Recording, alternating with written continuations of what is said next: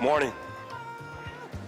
It's a continuation of the public hearing in Committee of the Whole regarding bills number 120164, 12165, 12166, and resolutions number 12167. Ms. Lewis, please read the titles of the bills and resolutions. Bill number 120164, an ordinance to adopt the capital program for the 6 fiscal years 2013 to 2018 inclusive.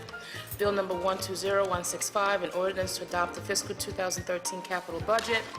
Bill number 120166, an ordinance adopting the operating budget for fiscal year 2013.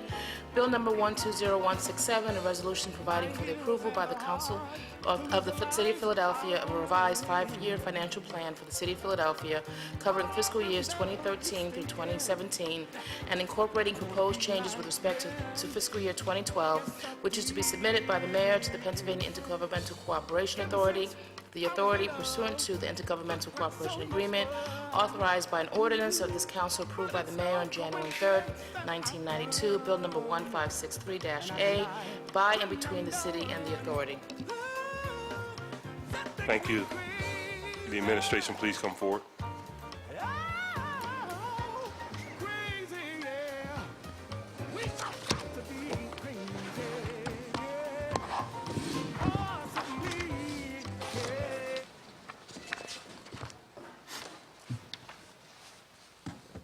Morning. Good morning. How are you?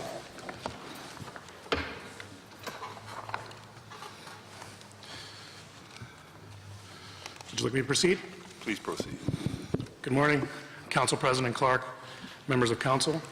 I am Rich Negrin, Managing Director and Deputy Mayor for the City of Philadelphia. With me today are Brian Abernathy, my Chief of Staff, and Dave Wilson, my First Deputy. I'm going to summarize my testimony. You have the written testimony, but I've been asked to shorten that and summarize it, so I'm going to read a shortened version. The changes within the fiscal year 13 general fund budget include an increase of $1.2 million in our Division of Public Safety, $1 million of which has been allocated for violence prevention initiatives and $200,000 allocated for witness relocation services. That is an increase of $387,000 in the administrative division, which was allocated for additional staff, as well as a decrease of $960,000 as a result of transferring tree removal to Parks and Rec. In addition, there's a decrease of $73,000 in the animal control contract. $33,000 accounts for a decrease in the Mayor's Office of Sustainability, and overall, the fiscal year 13 general fund budget is $23,376,000, and that reflects a net increase of $326,000. Over the course of fiscal year 12, the Office of the Managing Director has undertaken a series of initiatives. Our office has been able to rework PhillyStat to measure and improve operations through our performance management. That has reported a substantial improvement in operational performance. We have also improved the service of our 311 call center, which I'm happy to report received its 4 millionth call this fiscal year and has consistently exceeded a 90% customer satisfaction rate. We have expanded Philly Rising, the Mayor's neighborhood initiative to improve city services. We've gone from 10 neighborhoods with a goal of being inside of every police division to a goal of being in 20 neighborhoods by the end of 2012. In addition to those efforts, with our special events and special projects division led by Giselle Jones, we have organized literally dozens of efforts around special events, even protest parades, including the Occupy Philadelphia protest, which captivated much of our attention this past fall. My office also oversees Global Philadelphia, which is making government accessible for Philadelphians with limited English proficiency, an issue that is very important to me, as a Spanish speaker. We also undertook this year an initiative and created the Animal Care and Control Team, taking animal control into the city at the request initially of City Council to make sure that our animals are treated better in the city of Philadelphia. my chief of staff has led this effort, and we've created a city-related nonprofit that assumed animal control operations just this week on April 1st. We've also this year, working in concert with City Council, developed a vacant property strategy that centralizes property disposition and simplifies our land management policies. We're coordinating facilities management task force chaired by Tom Knox under the leadership of Bridget Collins-Greenwald to review city-owned property and assets and provide support to the Office of Public Safety, the Police Department, the courts, and the District Attorney's Office in the development of Gunstat. Mike Resnick is here. He's our partner around the Gunstat issue. These are really critical to the mayor's public safety initiatives. So we have worked to maintain service levels for programs such as youth violence reduction and the Community Life Improvement Program, the CLIP program, and Tommy Conway is here on that issue. The MDO's commitment to serving our city's diverse constituency is represented in the diversity within our department's contracts. We have reached a 24.6% participation rate in fiscal year 12, up from 23% in the previous fiscal year. The participation goal for fiscal year 13 has been set at 25%. The largest contract that will be awarded in fiscal year 13 is the animal control contract, which provides for the comprehensive animal control and care services for the city. This is a renewable contract with a city-created nonprofit.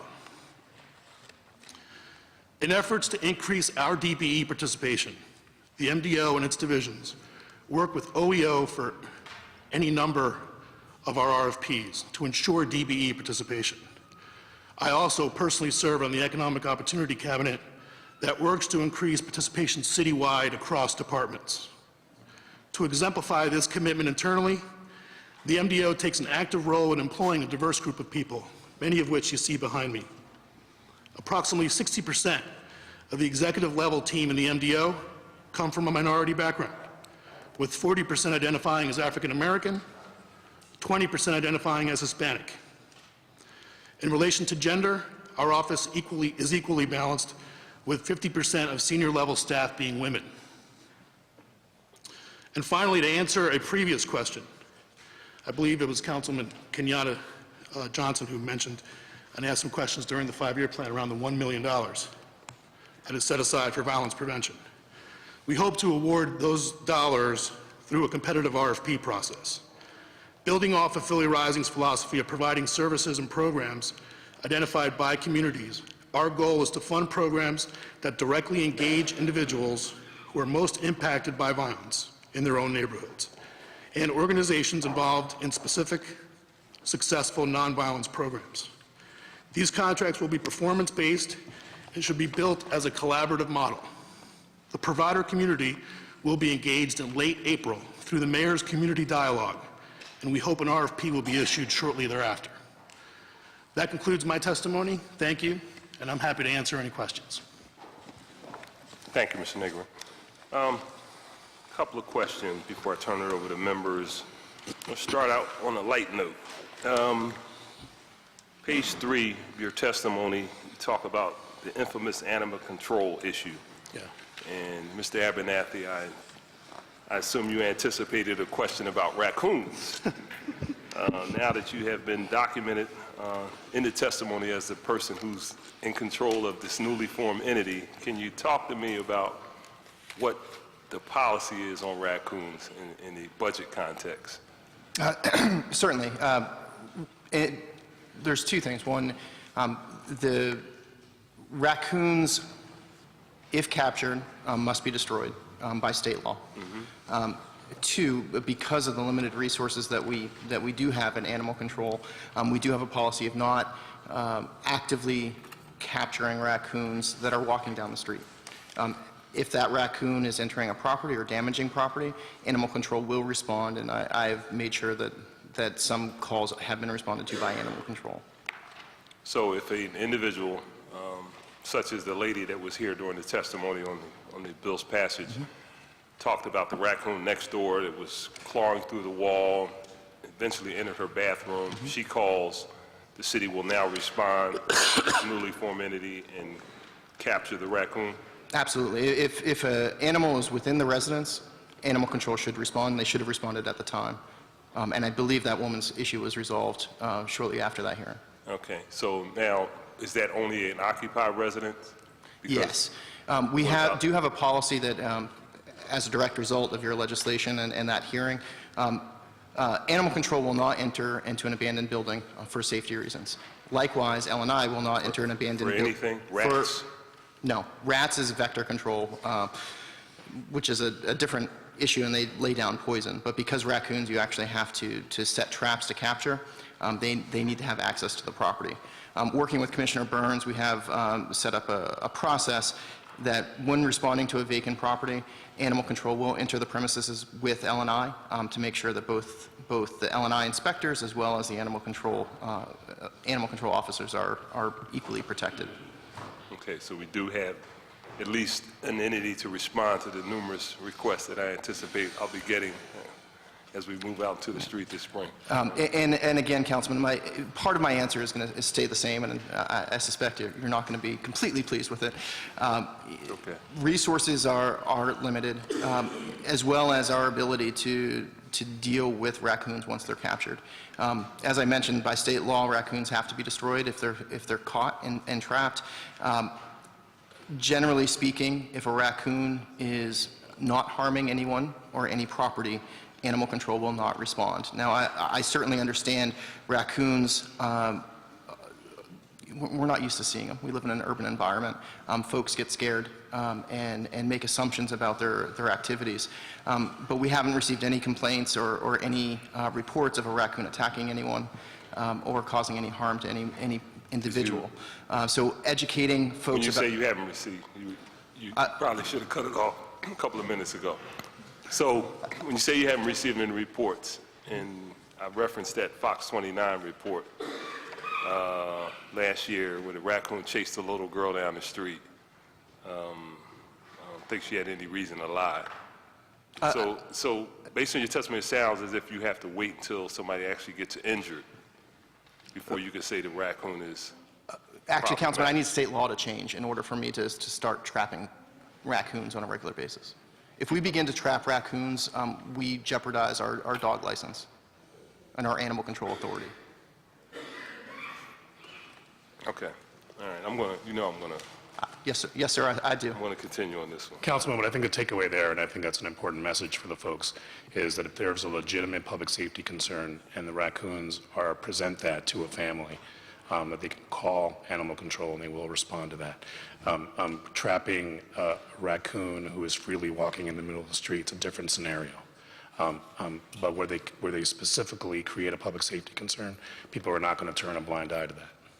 All right. I mean, it's just whether or not it's of concern is relative. I mean, the reality is if a person sees a pit bull walking down the middle of the street, and that pit bull may not attack that individual, but from their perspective, that pit bull is dangerous, just because of this whole notion. And similarly, people who aren't used to seeing raccoons walking down the middle of an urban street probably feel the same. Understood. Yeah. So, all right, I won't belabor that one. I'll come back on that later. The Philly Rising Collaborative is a highly touted, highly promoted program by the administration, and I want to thank you all for selecting the Hartranft area for the initial kickoff. Sure. And it's done some good up in that neighborhood, particularly when you have good people.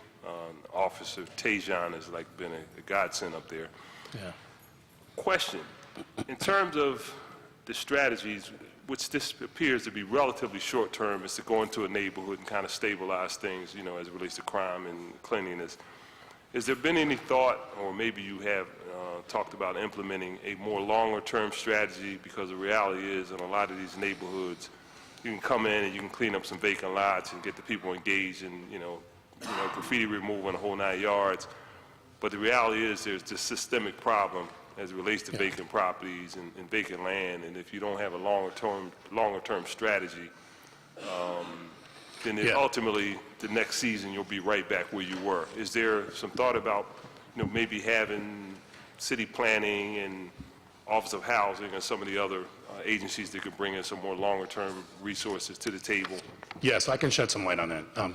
In fact, the program and its mission in and of itself has never left Hartranft. So when myself and Everett Gillison and Mike Resnick and John Farrell, who were in the room, met around my office to talk about how we can create this program and make it sustainable over time. We wanted to distinguish it from programs in the past like the long-term programs who went into an area with a lot of overtime, brought the level of quality of life up to a certain level, and then couldn't sustain that model because it was too expensive.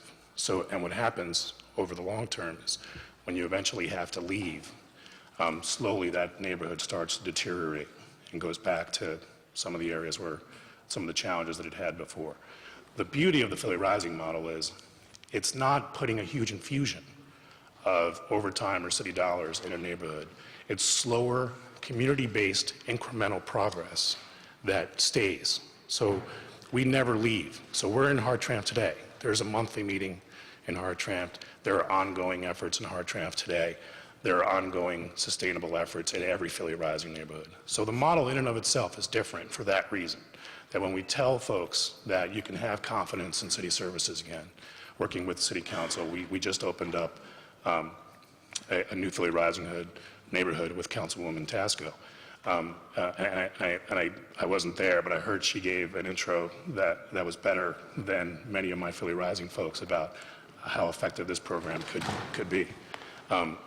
The goal is to come into a neighborhood, identify the problems as they're identified by the folks in the community, engage and empower them, and then never leave. So even though a lot of the sort of publicity and PR and sort of the positive impact happens early on because you're actually bringing it up to a certain level, it dies down a little bit after that, but it doesn't mean we're not there. So one of our representatives is in that neighborhood every single month. Okay, I hear your response, but I'm talking about it as a little more detailed in terms of what resources you bring to the table. As an example, in the earlier reference, Hartranft area, Ms. Bridges, who is basically, she's been doing Philly Rising on her own for the last 20 years. She just didn't have all the appropriate resources. She was, one of her issues was, as you know, we were trying to have an office in Hartranft building, and it was owned by the school district, and they had policies that prohibited a number of people. If you ever had a record 30 years ago, you couldn't be in the building, so she didn't have a base of operation. She was trying to get a location where she can have an office to do the great work and have some sort of symbol of this is where you come to move the neighborhood forward. So she approached the city, and the city put her through like 9 million pieces of red tape to get a vacant building that was owned by the city forever. And that's the kind of thing that, from a long-term perspective, and I'm getting engaged, which is my responsibility, but, given that that was a focus, if we could have a longer-term support on those type of things, real tangible things, getting her that vacant building, putting her in position to apply for grants so that facility can now be up and operating, be in a position to apply for a NAT contract. So now as we talk about the planning for Germantown Avenue, the infrastructure, and hopefully I think we're supposed to be getting some commercial corridor dollars, talking to the business people on the corridor to get them to sign the waiver sheets, to do the mural arts, those type of things. So you bring the quality of life, as you say, a sustainable basis. Yeah. So that's what I'm talking about. Was that a school district building she was trying to get? Correct. We were simply there. In the school district, Gotcha. in a lot of these neighborhoods, there are individuals who have had records, and they have a prohibition on anybody being in the building that had a record.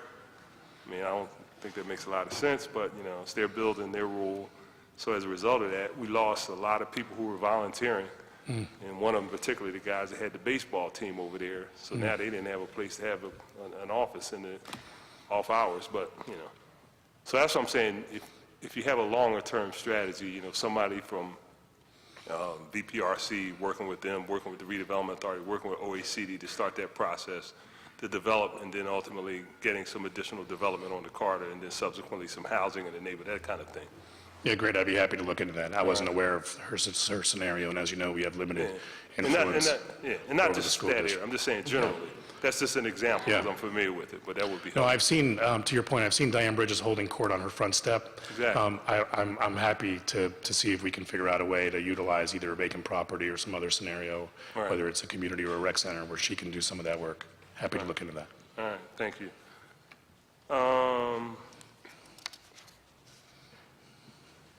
real quick, on the tree removal, we're transferring that to Parks and Recs. Yeah. Would that enable us to do a better job, or what would, talk to me about the transfer? The money had always been managed by Parks and Recreation. For whatever reason, the money lived in our budget. This was purely an administrative move. So this And is I like- would refer to Parks to actually answer the tree removal question if you had specific questions. Okay. And one last question, and as a promise, I will turn over to my colleagues. Vacant lots, are we seeing any changes, decrease, increase in funding for vacant lot cleaning? The CLIP program has been maintained in its entirety. There has been no changes. I don't have CLIP in my neighborhood.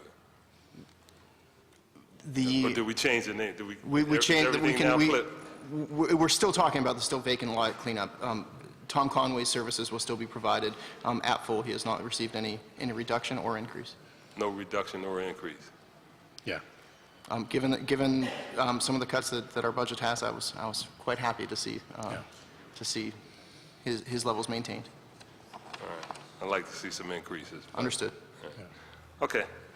Thank We you. could ask, and Councilman, we can ask Tommy directly, but I know there's a significant percentage of the work that he does that is in North Philadelphia as well. So I do believe he is doing a lot of work in your area. Yeah. Yeah, no, I mean, it's because unfortunately we have the bulk of the vacant lots, so Yep. that's why he's hanging Yeah, around North that's Philly all right. the time. All right, thank you. Chair recognizes Councilmember Good. Thank you, Mr. President. Good morning, Mr. Negrin. Good morning. Mr. Negrin, how many departments do you oversee? That's an interesting question. Directly from an operational perspective, it's really 7. Okay. The administrative core, sort of key infrastructure departments that are sort of the backbone of what we do as a city. So whether it's public property, whether it's procurement, whether it's HR, whether it's 311, whether it's fleet, whether it's records, those are all have direct operational influence under Dave Wilson within my office. And then I have sort of what the mayor calls the T of responsibility, which is sort of the influence across the coordinating part of my job around significant projects that sort of go across all other. So how many? Directly, I would say 7. Okay. Is that as in more a than anyone coordinating role else? across the city. Is that more than anyone else? What's that? Is that more than anyone else? I don't know the answer to that. Okay. How do those departments perform related to diversity goals? How do they form their diversity goals? How do they perform related to diversity goals? Very strong, and we can I was asking comment. you specifically, how do the departments Sure. perform? For instance, what's the best department? Yeah, we'll get that for you. It's public property, which I want to say has Actually, it's not. well, hold on one second. You don't know off the top No, of your head? well, I know records has probably the highest overall performance goal, which I think it was in excess of Of the departments 60%. you oversee, which are the worst? You don't know off the top of your head? No, I know, but I know they're all doing well. They're not all doing well. Okay. Records is doing well, public property is doing well, fleet management is doing well, division of technology is doing okay, human resources is not doing well, and procurement, if you look at the citywide buy in terms of supply, services, and equipment, is not necessarily doing well, and so they vary. But you don't know that off the top of your head, right? No, I don't. Okay. So what role do you play in making them better or worse in terms of meeting their diversity goals? Well, I play an important role. I mean, we talk about diversity importantly in my meetings. So when I have the administrative group meetings, which include the leaders of all those meetings, we talk about our diversity goals. So how often do you speak with department heads about diversity goals? How often? We do it every time we have a Philly Stat session. So every single one of those departments comes and reports in front of me through Philly Stat Ops, which is quarterly. Is that your only formal review process? It is not. So we have administrative meetings where I meet with the heads of those departments. We talk about our key diversity issues then. We track sort of how we're doing and have those conversations and talk about the emphasis. So how have you helped improve any department's performance? Well, I do it a number of ways. First, I demonstrate and Give me an example of a department. In fact, let's use the citywide buy in terms of service supplies and equipment. How have you helped improve that goal? Well, Councilman, it's called leadership, right? So first, I demonstrate leadership in the area of those goals. So I not only talk about the importance of those diversity goals, but it's reflected inside of my department, inside of my staff, and in how we conduct our business. Then we identified it as a core value, right? So as we... That's not really a direct answer. I'm asking, how do you move the needle in terms of the citywide buy and making sure that diversity goals are met? I think that moves the Now, needle. the procurement commissioner is coming up next. Yeah, I think that I'm moves going the to needle. ask him Yeah, and he'll be ready to answer what those he's done Yeah. and which role you played in it. Great. Well, first of all, we identified diversity and participation as a core value within my office. So we talk about the fact that it's a core value.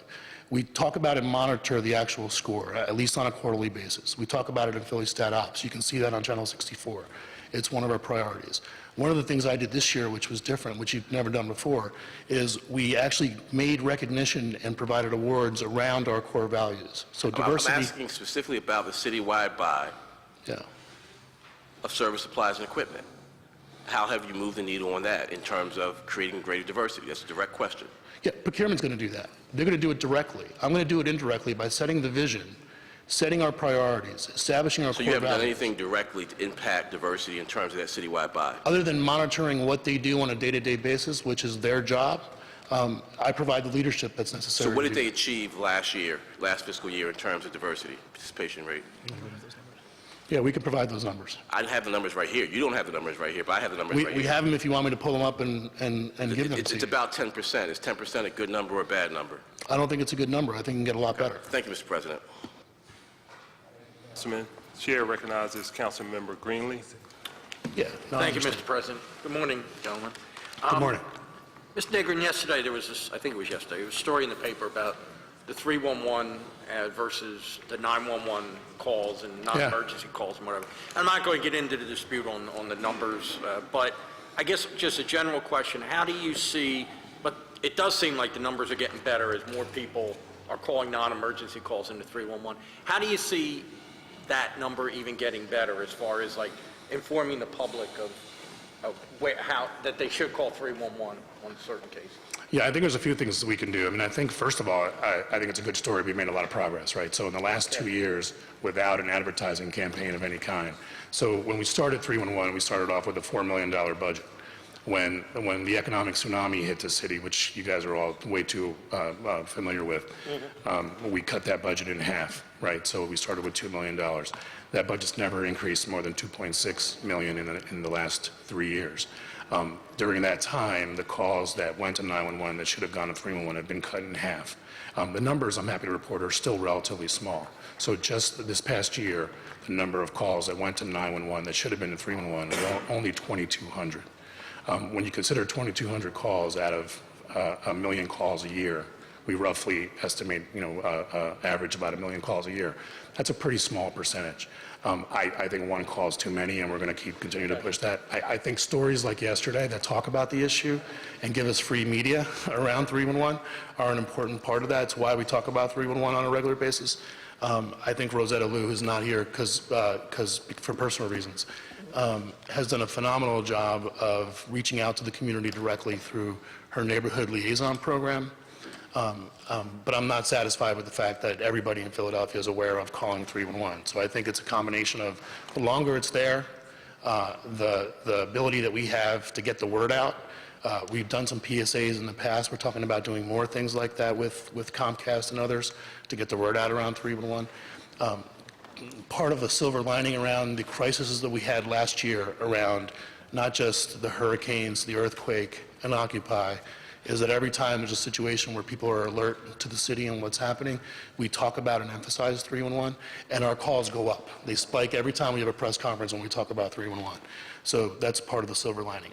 So my hope is that in the future, we'll be in a better financial position to do some advertising and get the word out Get the word more. out better. Okay, thank you. Guess this one's for Mr. Abernathy. On the animal care and control, I have more of a general question than the council president. How do you see, and I know you just took over on April 1st, so this might be a little unfair question. How do you see this being better than what was there before? Just generally, what would you say your goals are, I guess? Well, I think we should be clear. We didn't create the animal care and control team because the SPCA was failing in its duties. Right.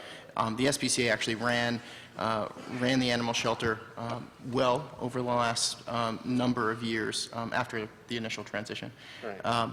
You know, I think especially when Sue Cosby became president of the SPCA, she's now the executive director of animal care and control. She's been able to provide some solid leadership in a place that we haven't had a lot of leadership. You know, the recent transition has gone very smoothly. The average citizen shouldn't see any difference in the services that they received last week as they do this week, which is different than any transition over the last 10 years. You know, we're talking four significant transitions in a 10-year time frame. I think the way we've structured this board is to make sure that it's sustainable. It is city-related, but it's not only city-driven. It has a significant animal advocacy voice, but at the same time has a very clear mission to represent the city's interests, which I think we've swung the pendulum one way or the other for the last number of years. I think we're starting to find our sweet spot. No, and I agree. I mean, it's been better over the last few years. You know, for a while, probably a disaster is not a unfair term or close to it, but I appreciate that because, as you know, with Councilman Kelly leaving now, I think I'm the unofficial animal guy in here. So I know we'll be talking some more. Good. Thank you. Thank you, Mr. Abbott. Thank you, Mr. President. That's Councilmember Jones. Thank you, Mr. President. First of all, good morning. Good morning. I know sometimes as your staff come in here, they march in here with a sense of sadness.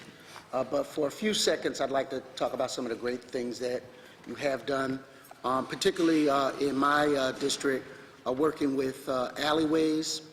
I cannot tell you what the CLIP, AKA alley cleaning program, has done for the quality of life of everyday citizens that don't understand the big issues of multi-layered government, but they doggone sure understand what it means to walk through a clean environment in the back of their homes, even though it is a private alley, but it's a first responder public safety issue. So I want to say thank you for that.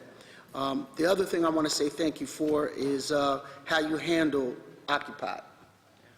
We could have gotten a black eye internationally, not just nationally, internationally. And it was a difficult, multi-layered issue dealing with issues of First Amendment, right to speak, that you handled gracefully. And even though some of the occupiers didn't handle it as gracefully, you maintained your poise. So I want to say those things publicly on the record and say some of the things that you do well. Thank you. All right? So now let's shift to some of the things we need to do better. Can I say something briefly? I want to say something. I learned that from some of my veteran colleagues. If I can say something briefly about the Occupy piece, because I think it's important. I think it was a credit to our entire city, not just the administration, city council. I think obviously the police showed the greatest restraint, and I think that there's a great picture that I've seen of 3 or 4 protesters standing about an inch away from an officer's face, you know, and the restraint on the part of our officers I thought was extraordinary in the training. But also, as you know, I have a great team. And not only did we have daily calls around this, but I had a phenomenal team led by our special events folks and working in conjunction with the police and civic affairs to really do a great job on this issue. So thank you very much, and on behalf of all of them, I'll say thank you. So I appreciate that. There are a couple of issues I'd like to focus on, and I'll share my mic time with my colleagues. Unlike I did, Mr. President, yesterday, I had a bone to pick, and it is thoroughly picked for me. First and foremost, I want to say on the record that I am totally against and appalled by bandit signs in the city of Philadelphia. They are a scourge that go from as far as the far northeast to the deepest part of South Philadelphia and seem to reflect themselves particularly in impacted neighborhoods, low-income neighborhoods, almost in a predatory fashion.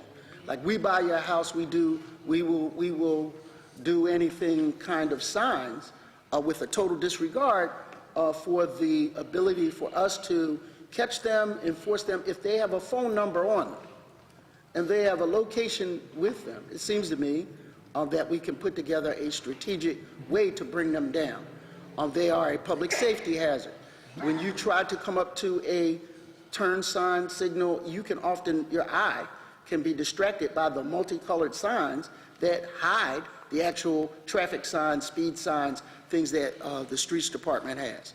I want to say also for the record, Mr. President, I'm not for legalizing them. I'm say it 3 times because that seems to be what, you know, what has come out of this. I want to say it again. I'm not for legalizing them, but I am for providing advertising space in a wider range of views that we've discussed in the Veterans 10, outdoor advertising and providing revenues for the city of Philadelphia. So what I'd like you to respond to is how we are going to start to aggressively deal with them. And if you would, for the record, tell us about that. And thank you, Councilman. The bandit signs is not a problem the city can solve on its own. I think that's become clear. We don't simply have the resources to tackle this issue on a in a proactive way. But we do need to be doing a better job. And over the last 6 months, we have developed a strategy that I think will put a significant dent in the bandit sign issue. First of all, there's no reason for when our crews are already on a block, either cleaning a vacant lot, sealing a house, or sweeping the street, that they don't also take down bandit signs. And we are starting to do that now.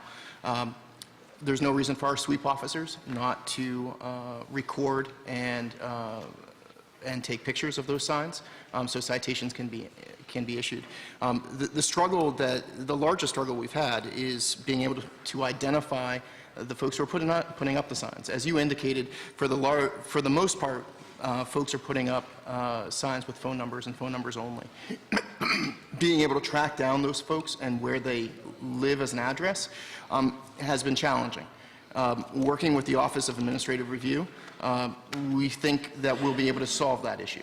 But we're going to need some resources to do that. We've reached out to some private entities. While we're not ready to announce today what those private entities are, they have agreed to provide us some resources, and hopefully in the next 2 to 3 weeks we'll be ready for a formal announcement, and we'll certainly include you in that. Well, we'd like to work with you on that. If we can find bin Laden,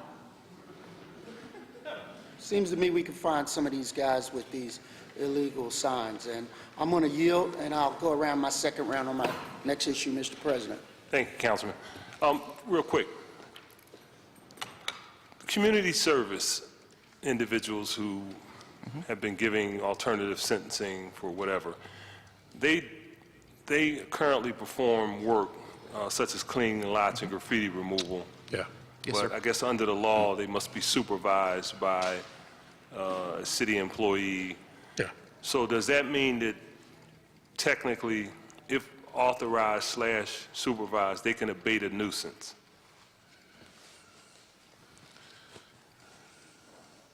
We're going to have to get back to you on that, Councilman, specifically. If you're asking if they can abate a nuisance without being supervised, No, I'm saying. Oh, I'm sorry. They can just Being abate, period. supervised. Yeah, I'm I mean, we trying to get utilize- to, I want to respond to a question that Yeah. Councilman Jones raised. And you said there was limited resources. So, and We I know- utilize them today, and so if you look at our Philly Rising cleanups, if you look at our service events and our days that we do around service, we have a major cleanup day coming up. Right. You'll see the folks out there with the vest on in the jumpsuits, Right, so we and they utilize. do the alleys, and they do a whole Correct. lot of work. that, Correct. You know, heretofore, when we had a lot of money, city workers used to do. Exactly. Right? So my question is, as it relates to the bandit signs, is that an activity that community service people could do? in part, yes. Yes. And we have spoken to the community service folks, and again, this goes back to when we have workers on the block, there's no reason that those workers shouldn't be pulling down signs at the same time. The question is going to be, where's our priority? Is our priority the vacant lot, or is our priority the bandit signs? And just being able to balance those priorities going forward. And I think, to your point, there are going to be neighborhoods and circumstances we need to prioritize the bandit signs. Well, let me ask the follow-up to that question. If you were in a position to receive additional community service, and unfortunately, we have a lot of people that qualify for that program, unfortunately. We're looking at some other programs that could conceivably divert individuals into a community service program relating, I don't want to say here today, but, so if you received additional people that would qualify for the community service program, could you use them? We'll need additional supervisors.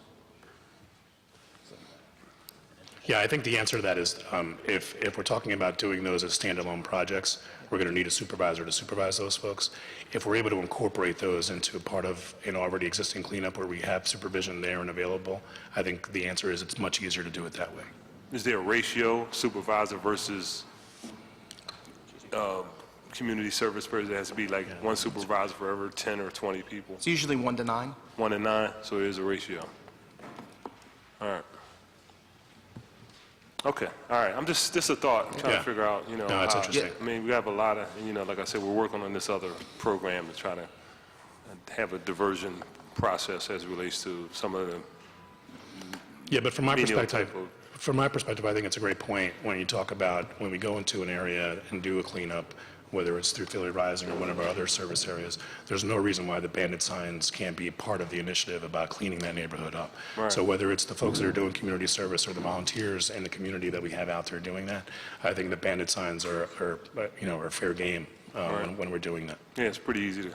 Yeah, kinda just yank tear them down while you're there. Okay, thank you. Chair recognizes Councilwoman Tasco.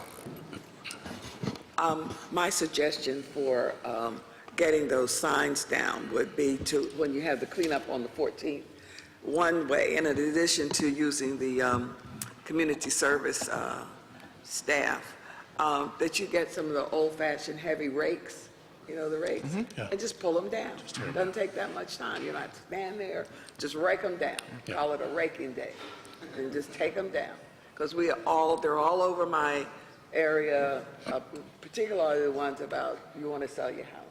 Yeah. So that would save time, and because you consider taking into consideration the time. First, I want to say thank you to the office for responding to the calls we made to you, and to Tom Conway for always responding to what some of the problems we have. Main concern that I have is I have several.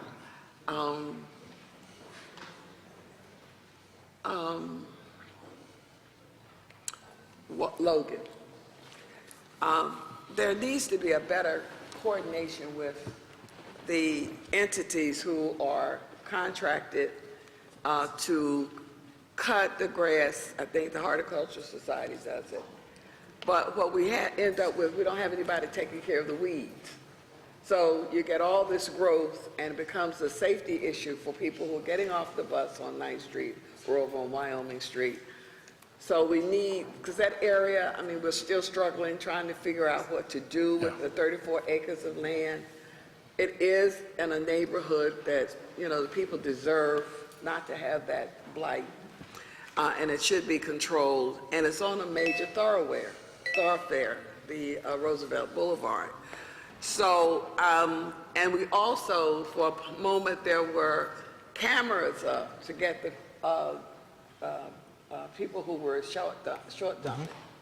They only stay a couple of minutes and they go away. It's an area that needs constant surveillance.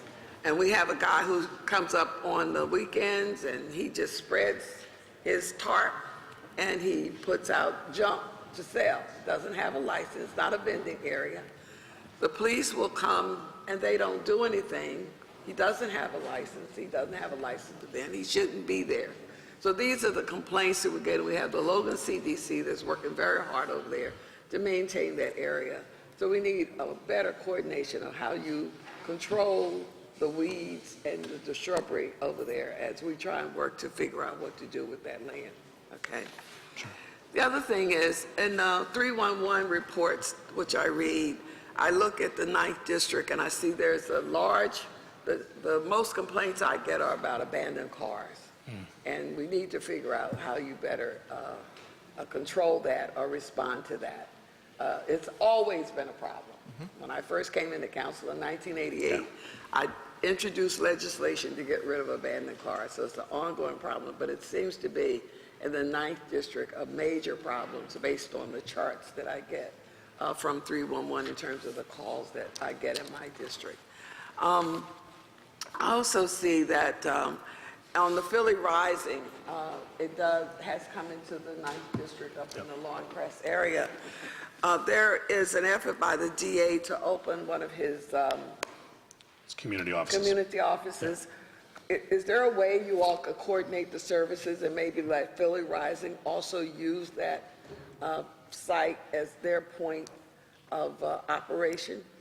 Would that Yeah, be I'm a- not sure. I know the DA is looking to do that. I'm not sure exactly the location for where he's looking at and whether that lines up with where we are in Longcrest, but I'd be happy to look at that because we coordinate and talk to the DA on a regular basis. So, Right, it's at the Longcrest Library, right It up is. the Rise to Sun Avenue.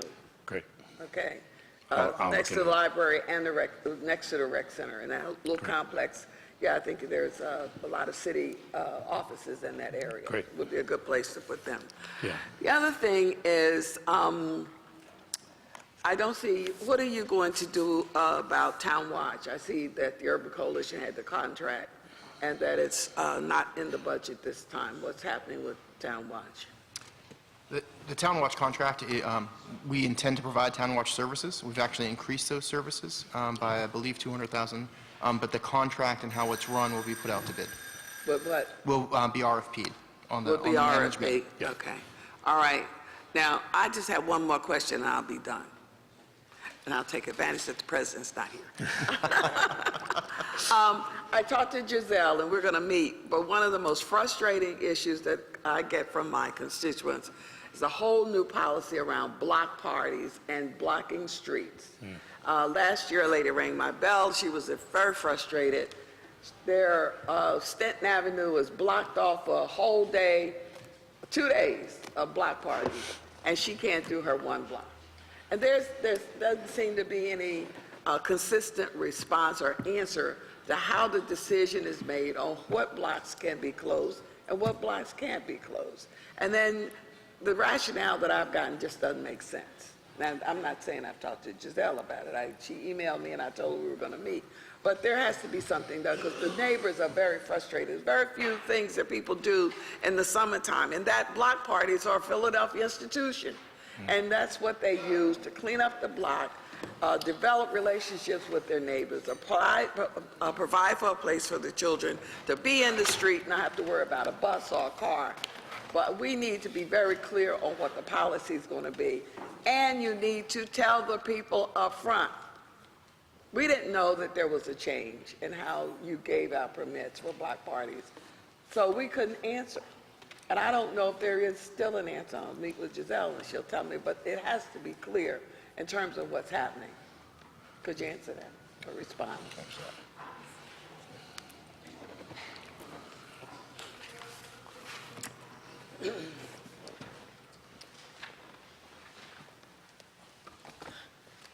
Good morning, council members. Morning.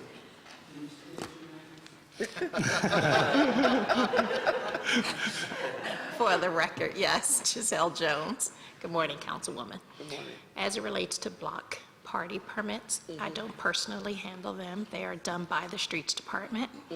I do know that they take certain streets into favor as it relates to being major arteries. They have a computer software system, and as they get addresses or applicants that want to close a block, they make sure they don't gridlock neighborhoods and communities. I can't specifically answer why one street don't have versus to. the other, but I will absolutely talk with Clarina, We'll and we talk can with the get an Streets answer. Department when We're they going to come in, meet, too. and I'll make sure that someone from Streets comes too. Thank you very much. You're welcome. Thank you. I think those are my questions right now. Not a lot. They pretty much service the 9th District. Thank you.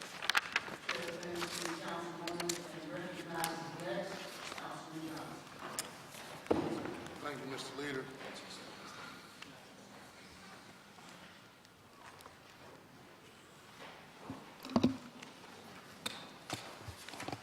Morning. Morning. Thanks for being here this morning as well. First, I'll start off by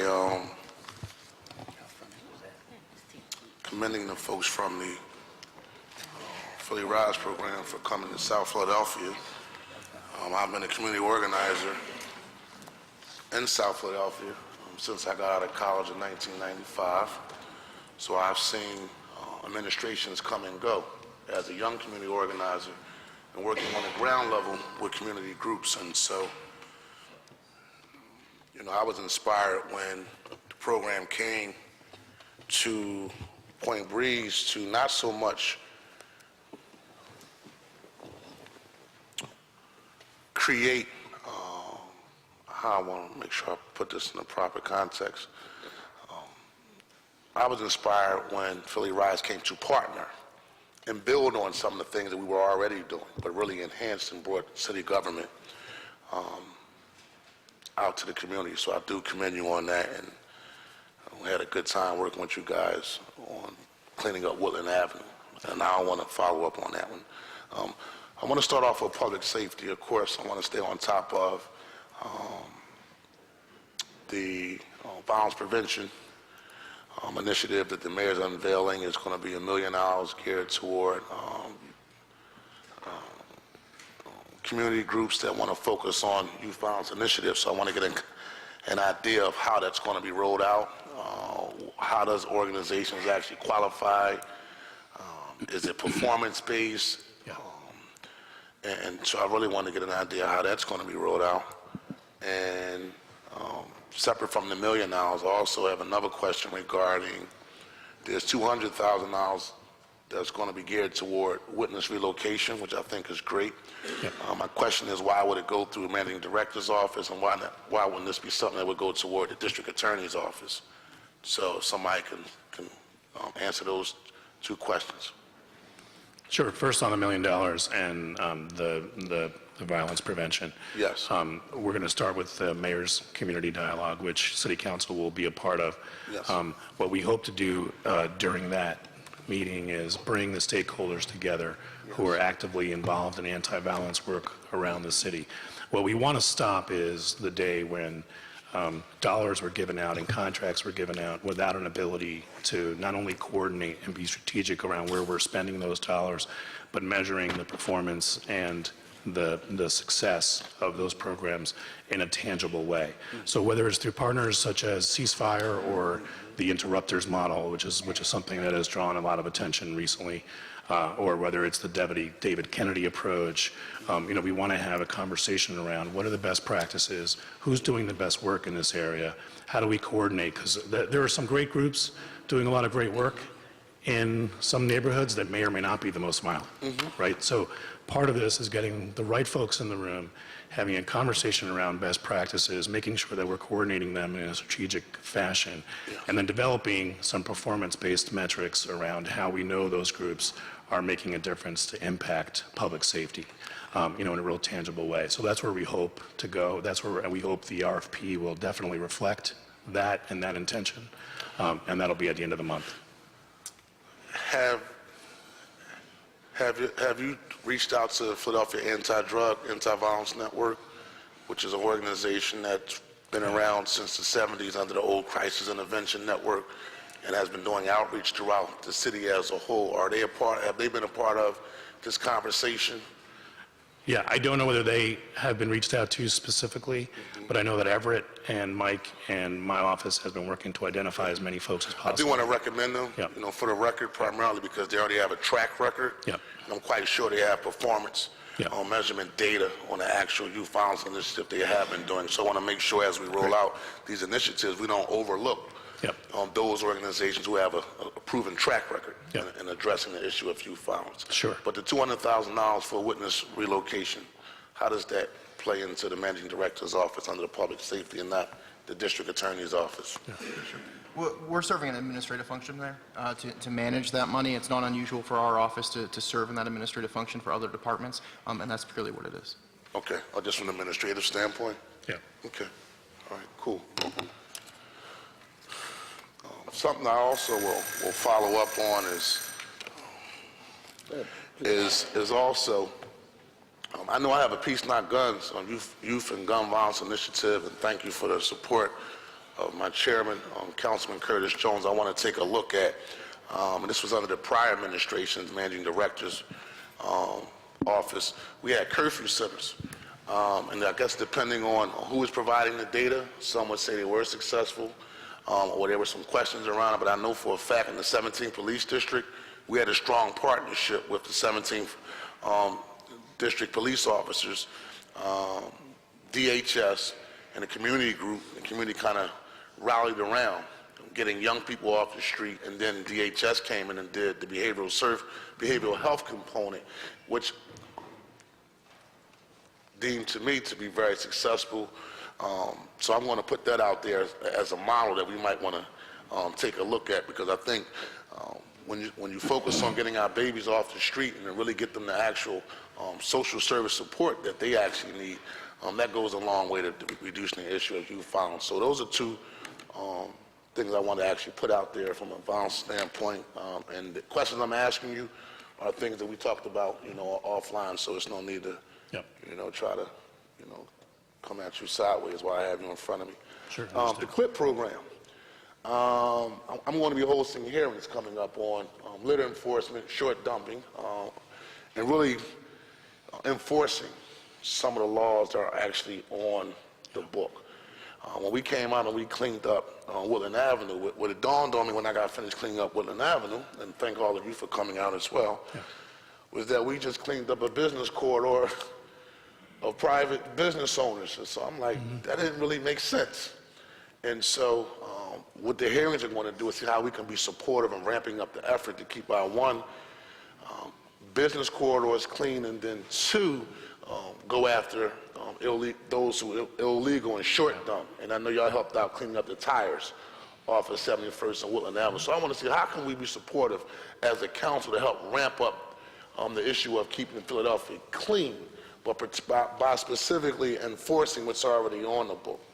Yeah, I mean, I think there's a couple things we can do there. We've talked on the short dumping issue. We've talked about some of the things we can do, which we hope to accomplish in that area, which is obviously also a Philly Rising area. Yes. The other thing I think we can do, which we need your help on, is one of the efforts that we did that day was, and the days preceding that event, was reach out to those business owners door to door to get as many of them to cooperate and participate as possible. Quite frankly, the community came out, the business owners did not. And which is, I agree with you, is odd, because they have a vested interest in that business corridor and having it do well. I think we need a concerted effort, both from my office and through council, to get some of those folks to understand that whether it's tying into the safe cam issue with cameras for public safety reasons, or with helping us around quality of life, around their buildings and their businesses, it's really in their best interest, and we need their help. I just want to make sure that's stated for the record, because, I mean, sometimes we take the carrot and stick approach, but, at this particular point in time, I'm with the stick approach, just primarily because it doesn't take much you can pay a young man to come clean up in front of your business, and at the same time, you receive most of your funding and your bottom line from the neighborhood in which you reside in. A lot of business owners don't even live in the neighborhood, and so they probably feel as though we leave, we go home, don't have a vested interest. But I believe if you provide a business to the community, they help you meet your bottom line, then you need to be a partner in keeping that business corridor clean. Agreed. The illegal short dumping component.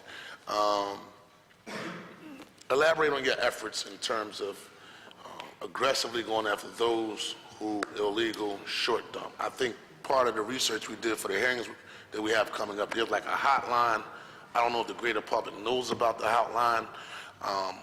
Before we decided to increase the funds, we wanted to see the fines, we wanted to see how do we enforce what's already on the books. Just elaborate and see how we can help assist in addressing that issue. Yeah, I mean, I think there's a couple of things we can do, and we've talked about some of this, and Councilwoman Tasco and I had this conversation where we targeted some specific short dumping areas and around Logan last year. We have the ability with some limited funds, but we do it very effectively whenever we do it. And Tommy Conway is really the champion of this effort, to set up mobile cameras to capture folks. Pretty good resolution. We capture people's license plates set up shop there, sometimes under well-lit areas. If it's not well-lit, we'll put a light on there temporarily to get some pictures. And Tommy has had some success. He's walked into my office and showed me pictures of some of the vehicles that we've tracked down doing short dumping, and then we track those people down and start enforcement proceedings. But more importantly, we clean everything up and try to keep that going on an ongoing basis. Those are some of the things I think we can do. Obviously, it's a resource issue. The more resources we have, the more ability that we have to coordinate with you, the more effective we can be around those issues. You have my support. And last question, in regards to the cleaning of the abandoned lots. Now, at one time in the city of Philadelphia, the city provided gates. You tear down the property, you put up a gate. Rather be wooden, rather be a tall fence, but we didn't just tear down property to leave a vacant lot. How do we address that issue from a public safety standpoint? People get high on these lots, the drug dealers run through the lots, prostitution takes place in the lots, and when I'm out in the community and I'm addressing these issues, they say, how come we can't have a fence? So there's like some discrepancy. Some people say because it's a fire hazard, the police, the firemen can't get back there. We don't have the funding anymore. At one time, I think it was the Fairmount Park Commission provided the wooden fences, and then some areas you go and you have wooden fences, some areas you don't. How can we address that from a public safety standpoint? Sure. So there's two, PHS actually, their Horticultural the Society. horticultural society still does put up wooden fences that you can see through, and they're slatted fences. There is a significant public safety concern if you do put up a fence. To your point, folks are going to do unsavory things in vacant lots. If we can't see them, we can't stop them. And it provides a public safety risk to our police officers and to our firefighters. Councilman, I've been informed that your time is Put that done. on the record. Sure. Okay. One last one, if you're all right, Mr. President. When he got sworn in, he said he would be hardworking like down the street and fair like Aaron Vernon. Just give me one last one. All right, I just definitely want to see how we can follow up on the gate component. Sure. And I also like to acknowledge the great work of the commissioner that helps us put together our community festival, Ms. Giselle Jones, for the record. As a state rep, she's always made sure we had a great community day in South Philadelphia. Just want to tell her and her team, keep up the good work. Thank you, Mr. President. Thank you, Councilman. Councilman, real quick, in response to the termination of the fences that used to be put up first cyclone, and subsequently they were wooden, and now it was basically as a result of cost. The cyclone floods were quite expensive, and the city made a decision to basically stop doing them because we couldn't continue to pay for them. That's the real reason. Since if it comes down to the issue of cost, I think we need to revisit it as a city because it's definitely a public safety issue. However, we allocate, if we transfer $960,000 from one department to the Department of Parks and Recreation for tree removals, I think this probably warrants more of a priority than removing trees. That's just what I get from the constituents in South Philadelphia, in Southwest Philadelphia. So I will respond with that for the record if it's an issue of cost and not public policy. To the councilman's point, I think it's an issue of both. I remember when it was eliminated. Understood. And I think I had a little better connection with the people that made that decision. Yes, sir, you did. Than you, sir. All right, thank you. You're welcome, sir. Chair recognizes Councilwoman Brown. Thank you, Mr. President. Good morning. Good morning. Let me echo the kudos offered by my colleagues around the team building that was clearly evidenced in the handling of Occupy Philly Oh, thank you. and the leadership that had to be in place that comes with that. I want to move to the grants portion of your budget of $3 million, grants that come to your department based on testimony, if I read that correctly. What would you say, as the leader of your operational departments, what are the benefits or advantages that come with getting grants? I think the general benefits are obvious, right? It's additional money often around an important issue that we are trying to make progress on. So I think if you look at the grants that we receive, whether it's through our public safety initiatives, there are things that we care about that are high priorities, and it's money that's outside of the general fund for operating funds that allows us to do more. And what might be the benefits or advantages on the staff level when it comes to the recruitment, the hiring, identification of professionals? It's a leading question. And I guess certainly we're able to provide, to increase our staff based on the grants. Our Office of Emergency Management, for example, is almost... Speaking to the mic. I'm sorry. The Office of Emergency Management, for example, is almost entirely grant funded. Yeah. The Mayor's Office of Sustainability at one time had significant grant funding that was allowed us to bring on significant staff to provide those core services, and then finding ways to maintain those staff going forward. I'm not sure if that gets to the gist of your question. We're halfway there. Okay. Having done what you do, run programs based on grants, you really do get the flexibility to ensure that you have a staff that is richly diverse.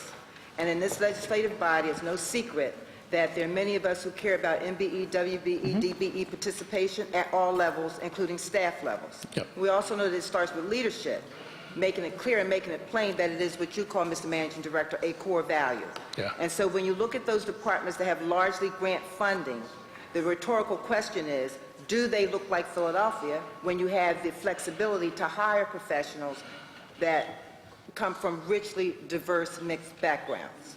That's the rhetorical question. Yeah. To the Office of Sustainability, that is now a part of government, meaning it's funded out of the general fund and not grants? Well, there's a mix. Some positions are funded out of the general fund and some are funded out of the grants fund. Okay.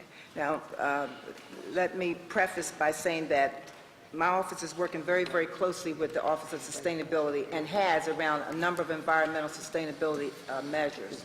That is separate from having an agency that looks like Philly. And so give me the breakdown of the Office of Sustainability. The racial breakdown? Yes.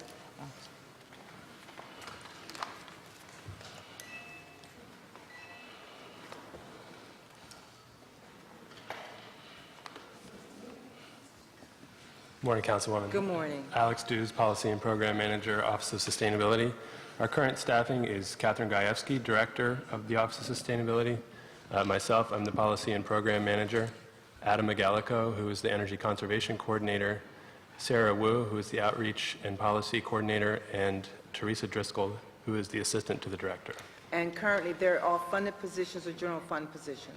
As of this year, they're all general fund. Okay. The Director's position is part of the Mayor's Office, whereas the remaining positions are part of the general, or MDO's budget. Okay.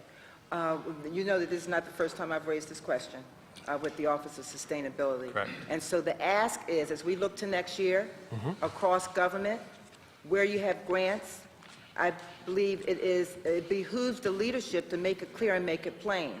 My department should look like Philadelphia, both women and people of color. Because if leadership doesn't make it plain, it's not going to happen. Understood. And I'd be happy to provide details on all of our contracting that we've done with the grant funding. Okay. Supported there.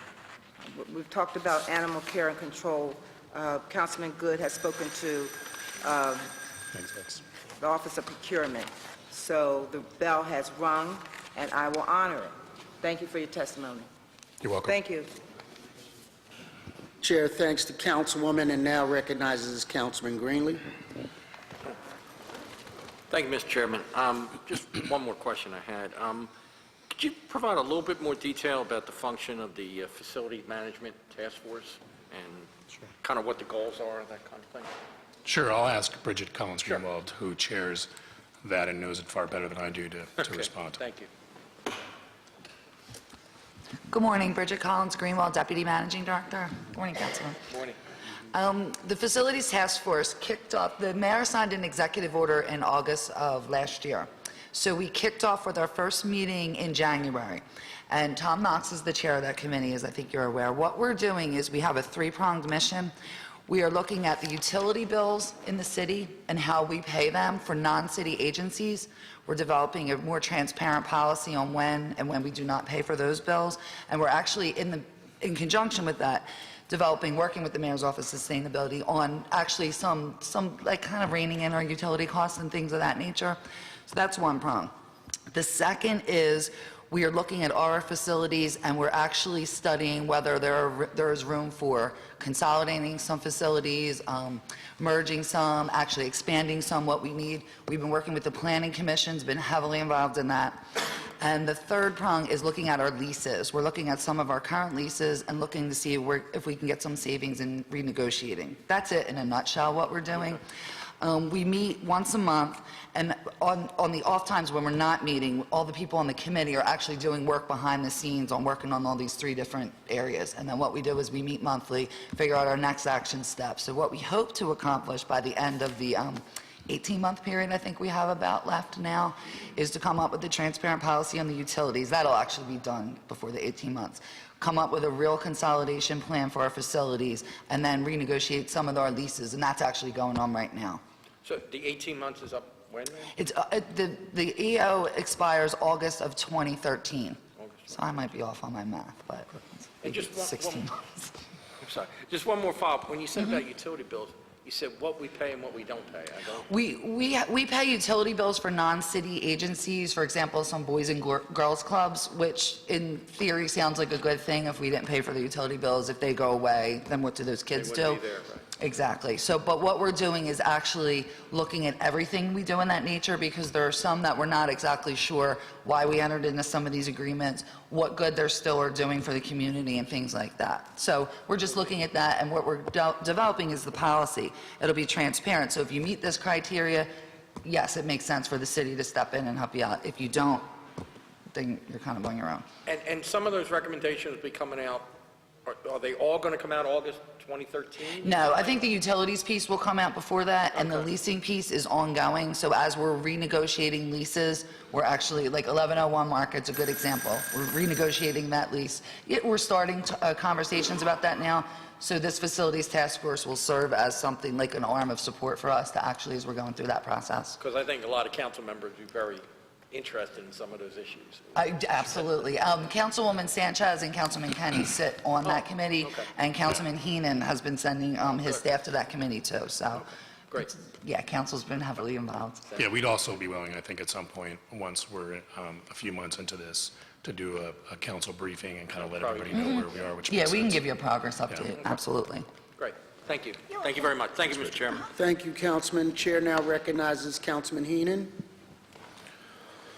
Thank you, Mr. Leader, Chairman. Gentlemen, thank you for coming in. You're welcome. Glad we started off with Philly Rising because I got a better understanding of what kind of resources are put together in addressing the quality of life issues and safety issues, collaborative with other departments in the neighborhoods. In your testimony, Mr. Negron, it states that Philly Rising will be expanding to 20 neighborhoods by the end of FY12. Can you please forward to the chair the 20 neighborhoods and what budget, operating budget costs that are associated with them? Sure, be happy to do that. Recognizing that whenever we do that, it's a snapshot in time. So one of the ways that we decide where we go next is heavily dependent on what's happening in terms of the crime data and in terms of the quality of life issues in those neighborhoods. So we don't just have a concrete etched in stone list today. We look at that list anew every single time we make a decision about where we're going. So there's a list as it stands today. That'll be a snapshot in time as to what are those 20 neighborhoods that we could go into right now, but it'll evolve slowly over time. No doubt of it, and I expect it will, especially with the way the police department redeploys its force and operations. Yep. I do have CLIP. Predominantly in my district, which I'm proud of, and I want to give a shout out to Tom Conway and his crew. Yep. Good job. You know, CLIP is, if I'm not if I may be wrong, but is CLIP it appears to be citywide on certain aspects of its functions, and more, I would say, district specific or more specific in geography. Is that correct? Yeah, I mean, it's need specific. So CLIP is just not going to be in areas where their services are not rendered or needed. And so they look at where the need is and they try to apply their services consistent with that. Right, I mean, the quality of life Yeah. is the end result for every citizen in the city of Philadelphia, where they feel safe, to be ridden of blight and a lot of other quality of life issues, short dumping, and as Councilman Jones had mentioned, the bandit signs. Just to add to it a little bit. Is there additional resources that CLIP could have that would supplement some of the issues that Philly Rising is dealing with, that would help address some of the safety issues in some of the priority areas, or some area that may be experiencing a little spike in crime and blight and some of the quality of life issues that we deal with? Yeah, I'll let Tommy... Including inspections. I'll let Tommy answer that question more specifically, but I know, one of the great parts about CLIP is how well it partners with Philly Rising. So, the two organizations are almost, unrecognizable from each other, separate from each other. So I think we also took into consideration when we developed the budget for this year, with the fact that that was going to continue and that CLIP was going to be an important partner of everything we were doing around Philly Rising. But I'll let Tommy. So that coordination is ongoing. So when you prioritize deployment of a successful program or adding to another program, that is a coordination with I'll say CLIP. Yeah. My name's Thomas Conway, Deputy Managing Director, and yes, I would like more money. Was that a surprise? Okay, we can go home. Was that a surprise to anyone? With regards to resources, obviously the economy's bad and all that kind of stuff, but what we try to do is realign the resources for different areas. For instance, like Council President Clark said, vacant lots are a big issue in his area, so that's what we focus on in his area. More quality of life issues in yours with regards to exterior property maintenance issues. We have graffiti issues in different other areas of the city, actually citywide. So what we do is just trying to make them basically results-oriented for the different neighborhoods. Well, do you take in consideration the budget allocation, per area, like to help supplement? So you're going to spend more resources in cleaning up vacant lots and short dumping than you would, let's just say, I don't know how many inspectors you have for the entire Northeast, but I'm sure that prioritizing inspections and is much more effective in it. Yeah, basically, right? With regards to our funding, the vacant lot program takes the biggest share of the budget. Then it would be the anti-graffiti network, then CLIP would be the third, and then community services program and community partnership after that. There's roughly about 2.5 inspectors assigned to the Northeast, and then there's right now, one just resigned and we're looking to replace her. There'll be 3 inspectors for the vacant lot program. Hurry up, would you? Well, we got the summer coming. I think there's going to be a lot starting more. to grow. There's going to be a lot more activity. Yep. All right, I have one final question, Mr. Chair, for this round here. Is it regards to the facilities task force? Absolutely agree that there needs to be a mechanism where properties and the data is centralized. I'm a little confused on, and I'm glad we're taking the steps to do so. I'm a little confused, or are you collaborating and coordinating with other departments in the city, because you have the Office of Sustainability that seems to be doing it. There's a new department in the Finance Department that's doing it. Public Property is doing it, and several other departments seem to be spending a lot of OIT resources in trying to do the same thing. Are we all working in conjunction to get to the same end as far as shared data on our public property and resources? Yes, actually we are. We're working, the Planning Commission is taking the lead. We have public property on the committee, Mayor's Office of Sustainability, Finance is on there, Budget, Streets Department, Water Department, someone from the airport's on there. Almost everybody that has an operating function and deals with public property as part of the committee. What we're actually doing right now, very interesting that you brought that up, is we realize that finance has a database, public property has a database, Fairmount Park has a database, all completely separate on what type of facilities we owned and what data is in there. So planning is taking the lead on consolidating all that data. Actually, we have a meeting tomorrow, I believe, to go over everything that we found. And what we're collecting is things like current use, square footage, occupancy of the building, number of floors, believe it or not. Some of that information we don't really have at our fingertips. So we're actually, it is a very consolidated effort, so we're not doing double work. I know what you're saying, like, Right, are we all it's just trying tripping over each other? We're not. Cut No, down it's the actually, duplicity and the multitude of agencies that are Mhm. actually, when we're trying to consolidate our resources, and be a little more efficient on the cost savings, method, I'm hoping that somebody is in charge of coordinating with the different departments. yeah, that would be me, And it so seems we're like good. you- It's me, so, yeah. So I look forward to obviously, having the staff there, but Mhm. look forward to, getting an update on the planning commission's meeting tomorrow and as things. Yeah, and you're coming to one of our upcoming meetings on that too, so you'll, yeah, and I'll definitely be in touch with your Good job, office on thank you that. very much. Mhm. I had no further questions. Thank you, Councilman.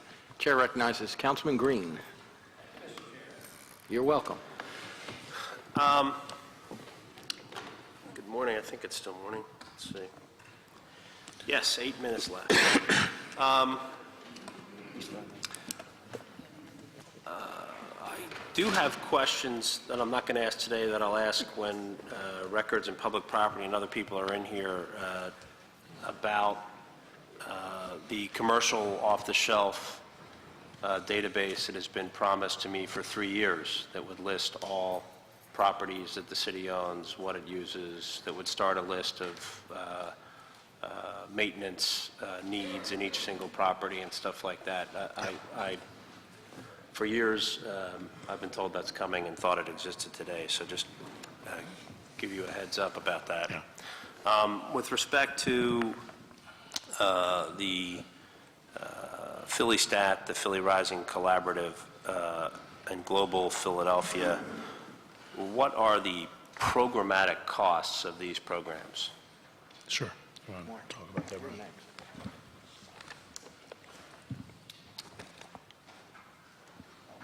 Give us 1 second.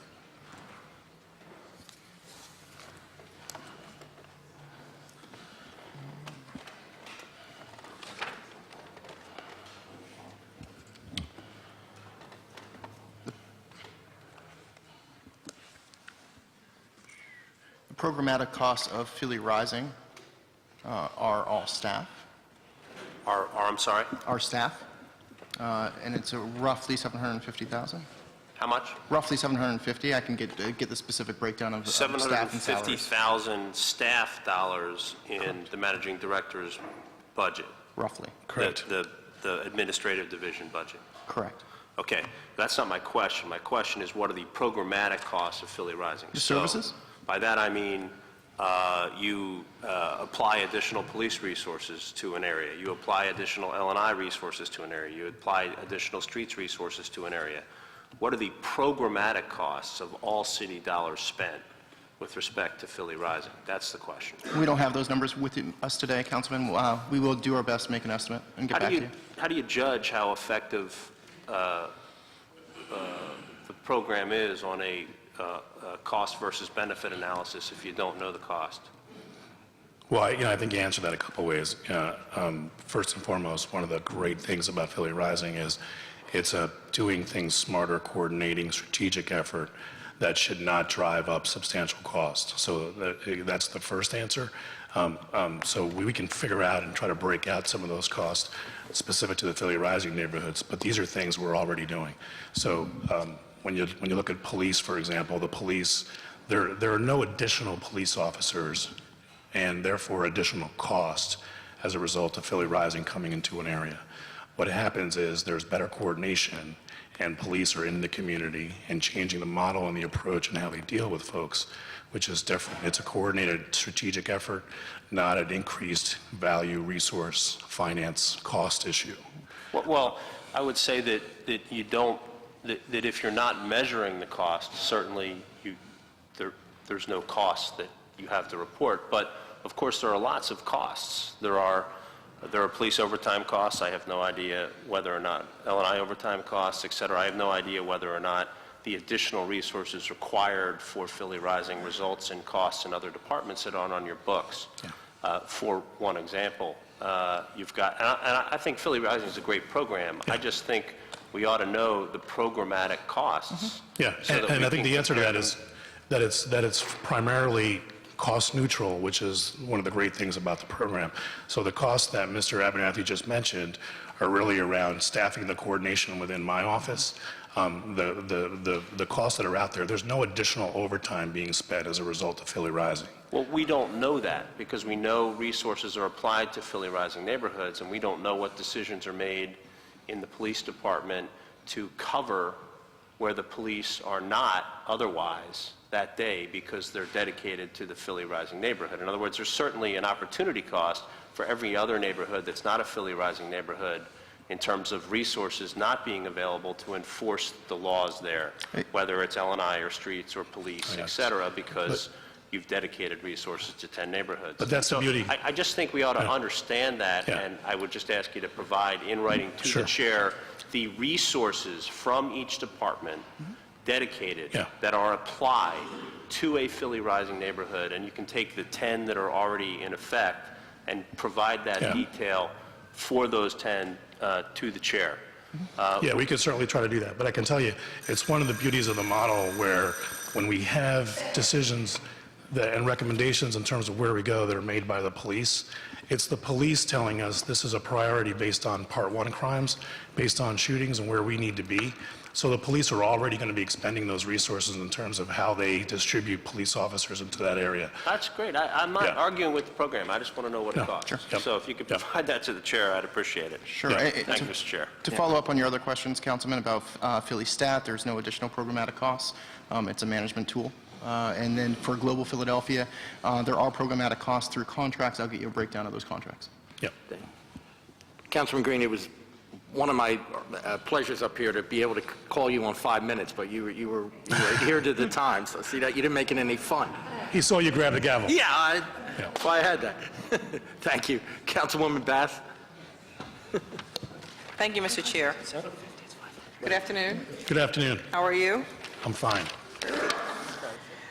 Just a couple of questions I had. The first is on, as we discussed, public safety, and it says the budget contains funding to maintain programs of the Office of Reintegration Services, providing ex-offenders an opportunity to learn job skills, et cetera, et cetera. Can you talk about those programs? What are those programs? Sure. I'm going to ask Mike Resnick to answer this question. Thank you. But look, obviously, this is a situation that Everett and I talk about on a regular basis. It's something that's near and dear to our heart. I'll let Mike talk about the details, but we believe that these programs are not only incredibly necessary, but that is part of our plan to help folks turn around their lives while also utilizing them. We use RISE folks. I've had folks in my office who've interned in my office from many of those programs who've come in and done a fantastic job. I think if you look at our administration's commitment across the board, whether it's ban the box or how we utilize many of our former offenders, which is a term I don't like because they're no longer offenders, is the goal. But there's an ongoing commitment at the highest levels in our administration to not only keep these programs going, but utilize them in a way that makes everything we do in the city better. So. Good morning, Councilwoman. Mike Resnick, Director of Public Safety. RISE, the Reintegration for Ex-Offenders, the Mayor's Office for Reintegration of Ex-Offenders runs no, I'm drawing a blank. I can't think of the name. But we manage our partners who perform reintegration services for the folks who are enrolled in the program. So we start behind the walls, developing what are called soft skills for individuals who may have never had a job before. We work with the Center for Literacy. We work with the Philadelphia prison system in obtaining GEDs or high school diplomas for the folks that are currently incarcerated. We utilize the same computer software that they do inside the jails as we do at the RISE office at 34 South 11th Street. So if an individual is working, going to GED, or improving their literacy, when they leave, they can come to the RISE office and pick up where they left off on the same equipment, same software, same programs. Then what the RISE office does is they have case managers who will do an intensive intake. They'll evaluate a person's needs, do an assessment, determine whether or not they need to continue with their education, whether they need drug or alcohol training, whether they need to develop more soft skills, or whether they need just workforce placement.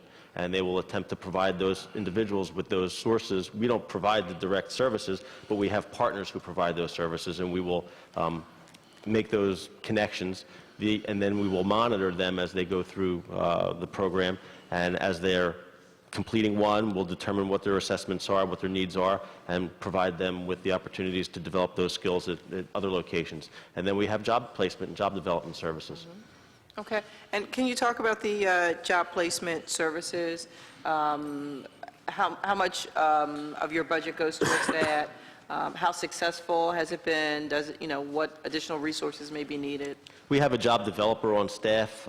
He's salaried. I don't know off the top of my head his salary. I can provide that for you. That would be our cost.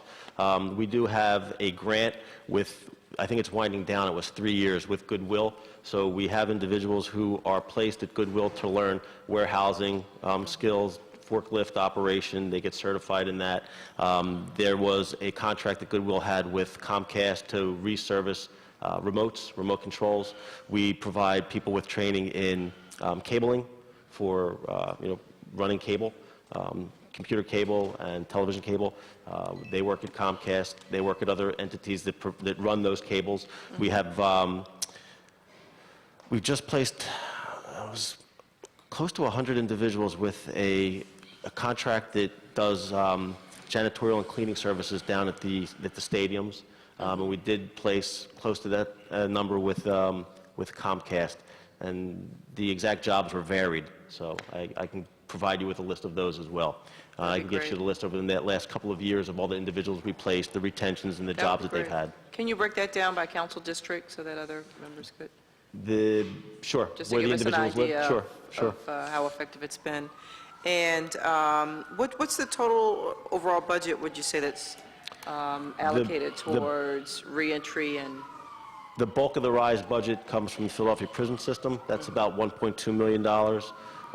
There's about $500,000 in grants and other subsidies that the office gets, and they're constantly applying for grant opportunities. So it's about $1.2 million plus about $500,000 Right. in grants. Okay. And, okay. Any other details on reentry or anything else that you think could be helpful to us? In my previous life, I worked in constituent services, and I remember one day someone coming into my office, actually not that long ago, last year, someone coming into my office and saying, two gentlemen, that they had just been released from incarceration and they needed a job, or else they were going to go back. And so how do you, address that? How do you, short of being able to hire them on the spot, which obviously I'm not able to do, it becomes a very difficult situation because, you want to make sure that people have an opportunity to better their lives, have an opportunity to be productive citizens in society. And so I think that this program is just really critical when we talk about crime and all the issues that we're having in Philadelphia. This is something that I think, a $1.2 million budget, it doesn't, in my opinion, it doesn't speak to the need of what's happening in our streets. I think the biggest impediment we face is public attitudes and public perceptions, not just of folks on the street, but also employers.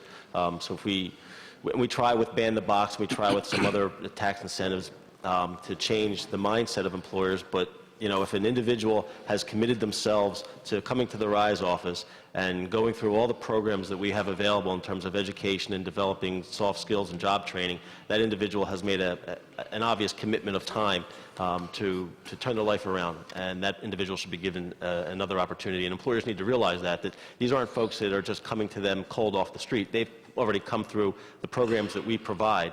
They've been supervised, they've been case managed, and they're ready, willing to work. So they should be given a chance. Okay.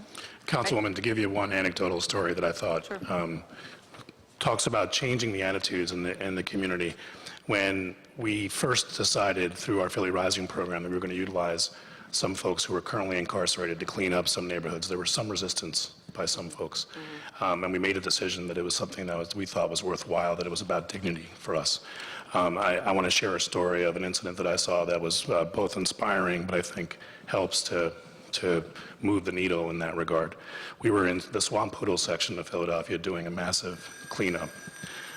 There were a number of offenders wearing their orange jumpsuits, cleaning with us all day long, doing a great job, interacting with the community in a very positive way. I think those types of events go a long way.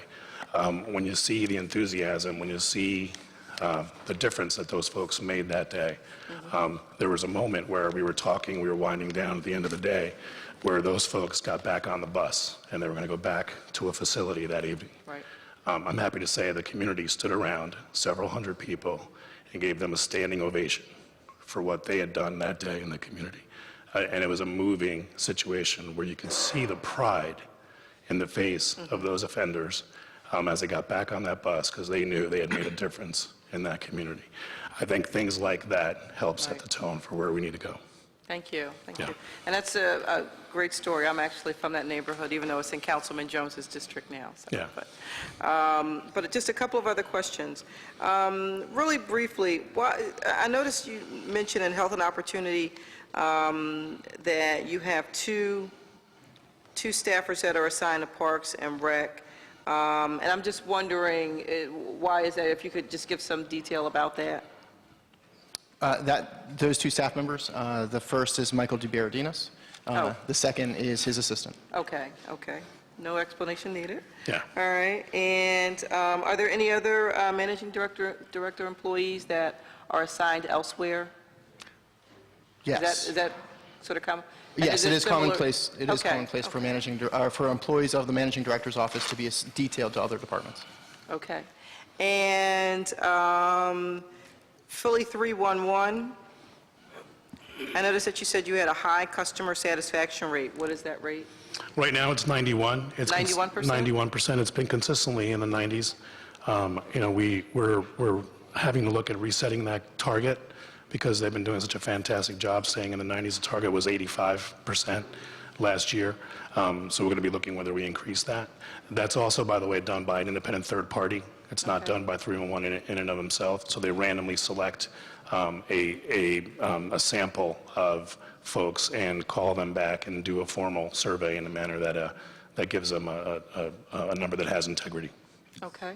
And my last question, I just wanted to circle back to Councilwoman Brown's earlier comments regarding the Mayor's Office of Sustainability and just the diversity numbers, because I heard a listing of the staffers, but not a breakdown in terms of what the ethnic background was of those staffers. I was wondering if that could be provided.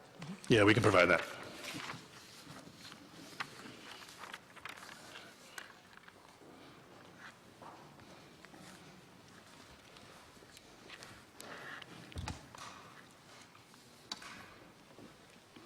Sorry about that if I was unclear. That's okay. The breakdown is 1 African American, 1 Asian American, and 3 Caucasian. 1 African American, 1 Asian American, and what was that, 3 Caucasian? Yeah.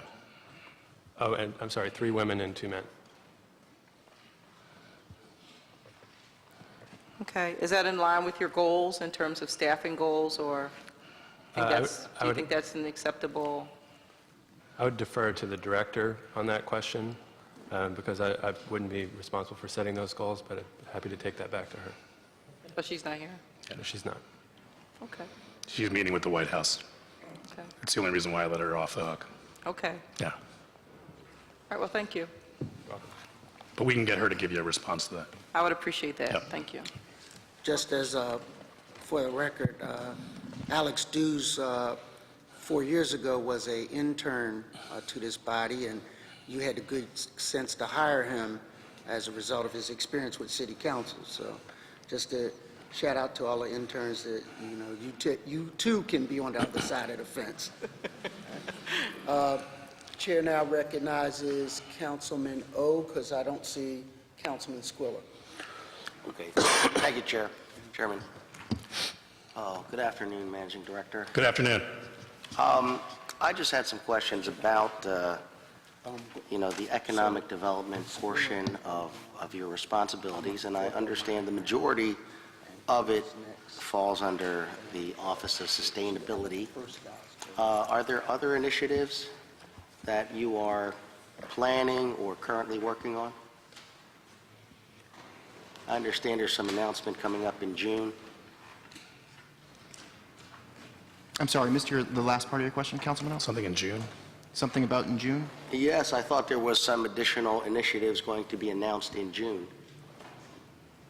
I would defer those questions to our Deputy Mayor for Economic Alan Development. Greenberger. Alan Greenberger? Okay, so my question then is that under your office, one of the 7 areas of responsibility that you articulated was economic development, and the majority of it falling under the Mayor's Office of Sustainability. And does that fall under the Managing Director's office as opposed to the Commerce Department? Administratively, it falls under the Managing Director's office. Okay. The direct line of report is Ms. Gajewski reports to the Mayor.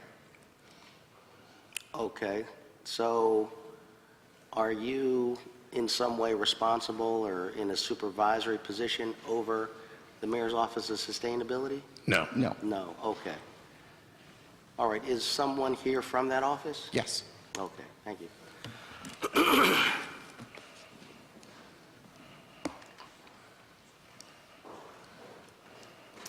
Again, state your name for the record. Good afternoon. Alex Dews, Office of Sustainability. Yes, thank you very much. You're welcome. The budget is about $4 million to carry out the programs of the Mayor's Office of Sustainability. The goal is to make Philadelphia the greenest city in America by 2015, I believe. That's correct. Okay. In terms of economic development as opposed to sustainability, could you tell me what your goals are and how that's coming along? Absolutely. So GreenWorks is the sustainability framework for the city that was introduced in 2009. And the framework breaks out sustainability into 5 lenses, which are energy, environment, equity, economy, and engagement. So one of the goal areas is economy and economic development.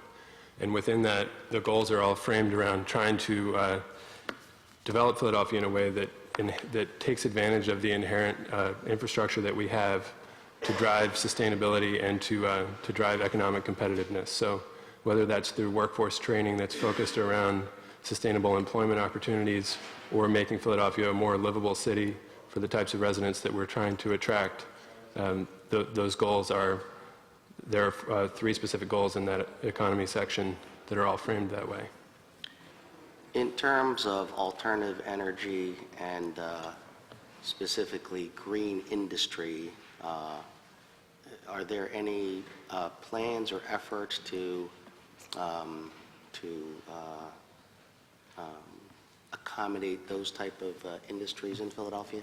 Sure. So on the clean energy side, the city opened its first city-run renewable energy production facility at the Southeast Water Pollution Control Plant, excuse me, last spring. And we have a goal as part of GreenWorks to purchase or generate 20% of our electricity in Philadelphia from renewable sources.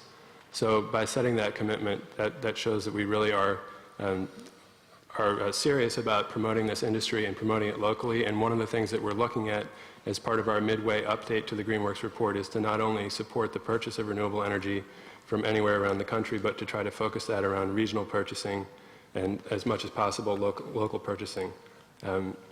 As far as the business growth and job growth within Philadelphia proper, the Greater Philadelphia Innovation Cluster down at the Navy Yard has been a great source of new business growth around the clean economy. A lot of businesses have located there since the Department of Energy made the grant award to that consortium, which is focused on doing energy efficiency research, in particular on existing buildings. And that's particularly important to us, we think, because in a city like Philadelphia, most of the buildings that will be here in 30 or 50 years are already here. So we really need to put our research into finding ways to to reduce the energy performance in those buildings and to increase their asset value. In terms of competitiveness of Philadelphia to other U.S. cities and cities around the world, have you come up with ideas about tax incentives or tax reductions or regulations or lessening regulations? I think that this is a case where we would agree with the President's approach of all of the above. We need to do everything we can to try to be competitive against other major cities in this country and around the world on sustainability, and that is through a blend of things like tax incentives. So we have a green roof tax credit that was an initiative of Councilman Kenny, and we have a sustainable business tax credit which will go into effect for the first time this year. We also coordinate through our office a number of programs designed to help homeowners and business owners reduce their energy use in their homes and help them save money and reduce their environmental impact. Okay, thank you. I would just, at a later date, like to go a little deeper into that around the idea, at least from my perspective, and I certainly would like your, input on it, but there's sustainability and there's businesses that are involved in sustainability. There's economic development, which has to do with, for example, production of electric cars or other things that have to do with business, manufacturing, and technology, and those type of things. I tend to separate the two, and I'm very interested in what you may have planned on the latter subject more so than the former subject. Sure, I'd love to have that conversation and can tell you just quickly that this week we'll be distributing a survey to the region to try to gauge, again, at this point in the Greenworks implementation timeline, to gauge the number, the size, the scale of jobs that are in this clean set, businesses and jobs in this clean sector, so that we can continue to try to support them as best as possible. Okay, thank you very much. Thank you. Chair, thanks to Councilman, and now recognizing Councilman Good. Thank you, Mr. Chairman. Will the Budget Director and Director of OEO join the Managing Director at the table? Mr. Negrin, while they approach, can you tell me what the total Class 300 request is from the administration for fiscal year 13? The entire administration.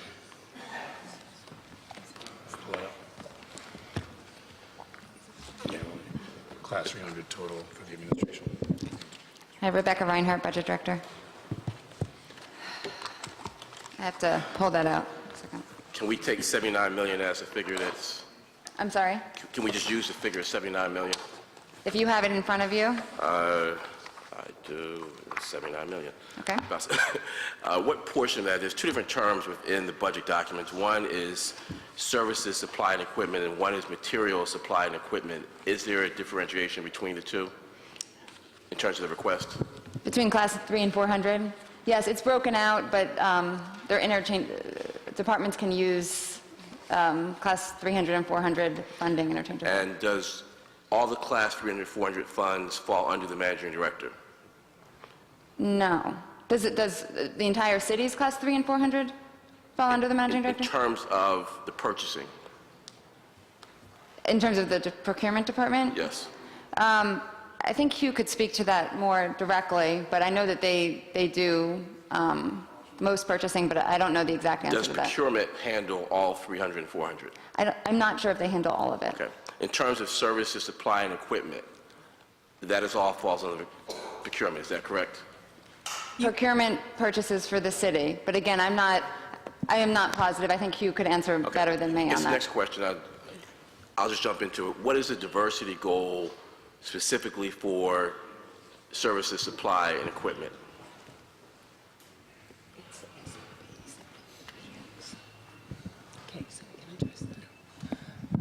I'm sorry, sir. Can you state your name for the record? Angela Dalburton, Executive Director, Office of Economic Opportunity. Actually, that question was for Mr. Negrin. What is our goal? What is the diversity goal for the citywide buy for services, supply, and equipment? I know the overall goal is 25%. I don't know how that's carved down underneath the purchase of The equipment. overall goal for what is 25%? For participation across That citywide. has nothing to do with the question. That's- There are different goals for different departments. Yeah. We'd have to look that up. I don't know what that is off the top of my head. Does anyone know what the goal is for Yeah, Hugh service supplied equipment? Hugh Ortman's probably the best I was person to asking answer anyone at those the table. questions. If you're asking what procurement's goals are in competitively No, purchasing. I'm asking a specific question. In terms of class 300 and 400, it's about $70, $80 million spent. That's right. Of that, I believe that is roughly $50 or $60 million for service supply and equipment. That's a lot of money. Mm-hmm. The question is, what's the diversity goal? Oh, I see what you're saying. I'm not sure how that's set up, so Hugh can answer that. The goals are determined by the by the scope of the work, the people in the registry, and the history of previous contracts. You must be joking. Mr. Albert, when you approach the table? Yeah. Councilman, I have to admit I couldn't hear everything because of the hearing problem I have in here. That's fine. Just show a little attitude.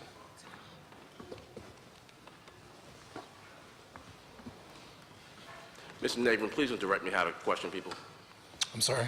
Please don't direct me how to question people. Sure. My point was, I don't believe he heard the question, so I was asking I for... asked the same question of you in my previous line of questioning. Everyone knew this was coming. Mr. Alberton, we spend $70, $80 million on material supply equipment. Of that, there's a separate category, service supply and equipment, which is roughly $40, $50 million. We all know what this is. It's a citywide buy. It's a lot of money, hundreds of transactions. In Mr. Ortman's testimony, it will say that there are hundreds of people involved. My simple question was, what's the diversity goal for that big pot of money that's spent? The goal is... There are goals set, it's contained in this document, for all the different departments. To get down beyond the 42 departments, there is a line item for citywide SSE, service supply and equipment. It has participation rate of 10.4%, which is about $5 million out of $51 million spent for fiscal year 11. And then where the box for goal is set, it is blank. The goal... And I'm trying to figure out why it's blank. Okay, the goal that we depart in terms of decision-making on each of the transactions that run through the operating departments, including procurement, as well as citywide, is 25%. And when we look at the scope of the contract, the duration of the contract, and which is on the demand side, and on the supply side... I'm going to be very quick with this. In fiscal year 11, 10.4% was achieved. So was the goal 25% for Yes. fiscal year 11? Yes, it was. So you came nowhere near the goal. No, we did not. Is the goal 25% for fiscal year 13? The goal is still going to be pursued at 25%, but what we're also looking at... How are you going to get from 10% to 25%?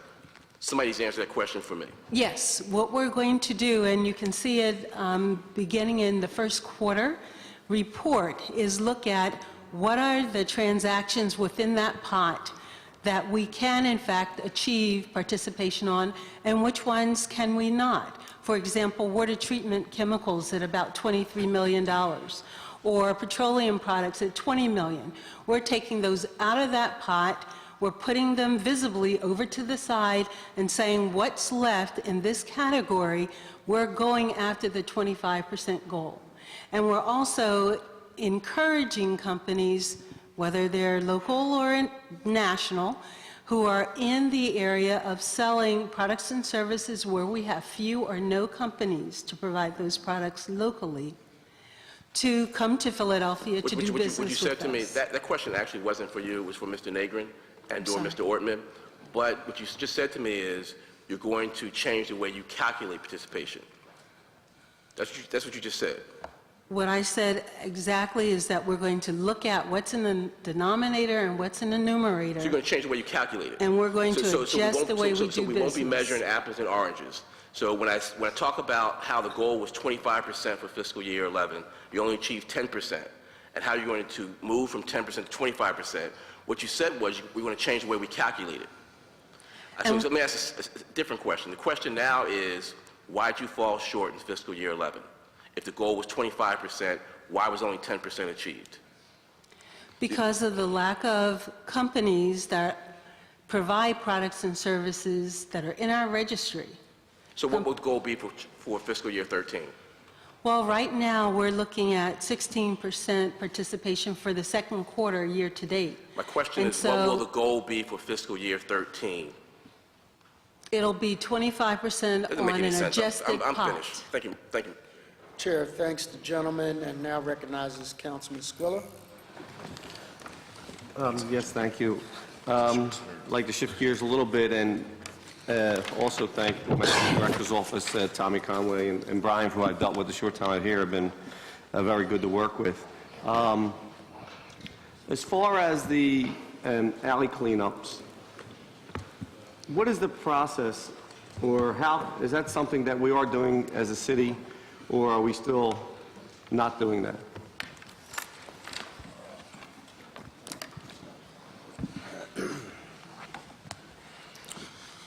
Thomas Conway, Deputy Managing Director. With regards to alleyway cleanups, we work with the community on this. It is the responsibility of the private owners that abut the alleyways. But what we try and do is work with them, create a cleanup day, bring some community service offenders, bring the supplies with us, as long as the neighbors are willing to partner with us and help clean up the alleyway. Okay, so then if we get groups of neighbors who want their alleys cleaned, we could organize a day and have them come out and help you. You guys could help us actually complete the alleys. All right. Also, with the lot cleanups, now that we do abandoned lots, and we actually clean them, a lot of them are privately owned lots. What is our process as far as, I guess, going after the owners to recoup that cost? The majority of the vacant lots throughout the city of Philadelphia are privately owned. Roughly, if there's 30 to 40,000 vacant lots, probably 3/4 of them are privately owned.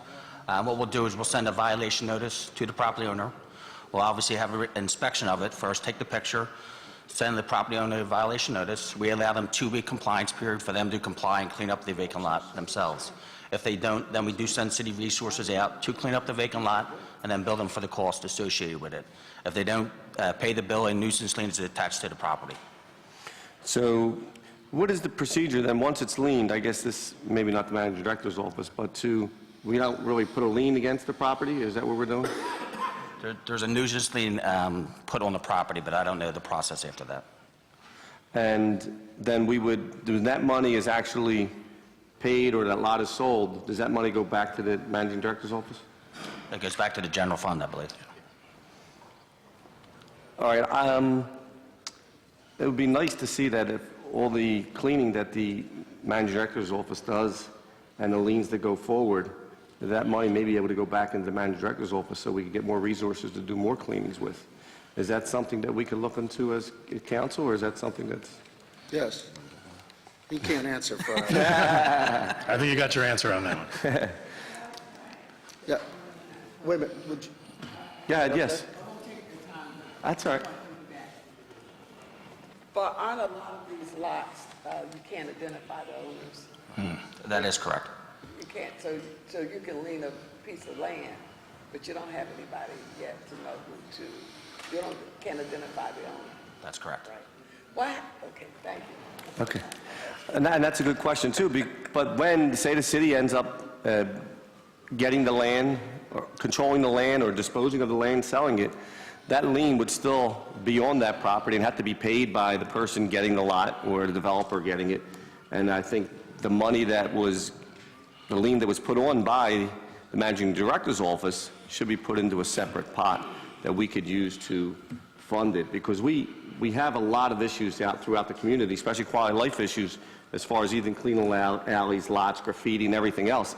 And the more resources you have, and like I said yesterday, it's kind of nice to reward the people who are doing good jobs. And that would be one way to reward them, by giving them the money back that they're actually spending to do this. So I would like to look forward to doing something like that in the future to see if that's possible to do. You mentioned the safe cams, the cameras initiative. Has there been, I guess, they were going to come up with some type of specifications for cameras that may work. What I'm trying to do is, a lot of the zoning issues, when people are putting provisos in, we're requesting the businesses to actually put cameras as part of that. Yeah. But we haven't really got specifications on what would work or not work with the Safe Cam project. Is that something that you have in place at this point? Yeah, we can reach out to the police and give you specifics around what are the optimal. They can basically almost use any camera. Obviously, the better the resolution, the better the information, and the more likelihood that it's going to lead to impact public safety. But we can reach out to the police and make sure that you understand what the requirements are. I just think it'd be nice to have that available to us, so when we're asking them, we'll say, you know, put the camera up with these specifications, and it could work best for all of us. Yeah. All right, thank you. Thank you. Councilman Kenny, did you speak first round? Okay, Councilman Kenny is next. Thank you, Mr. Majority Leader.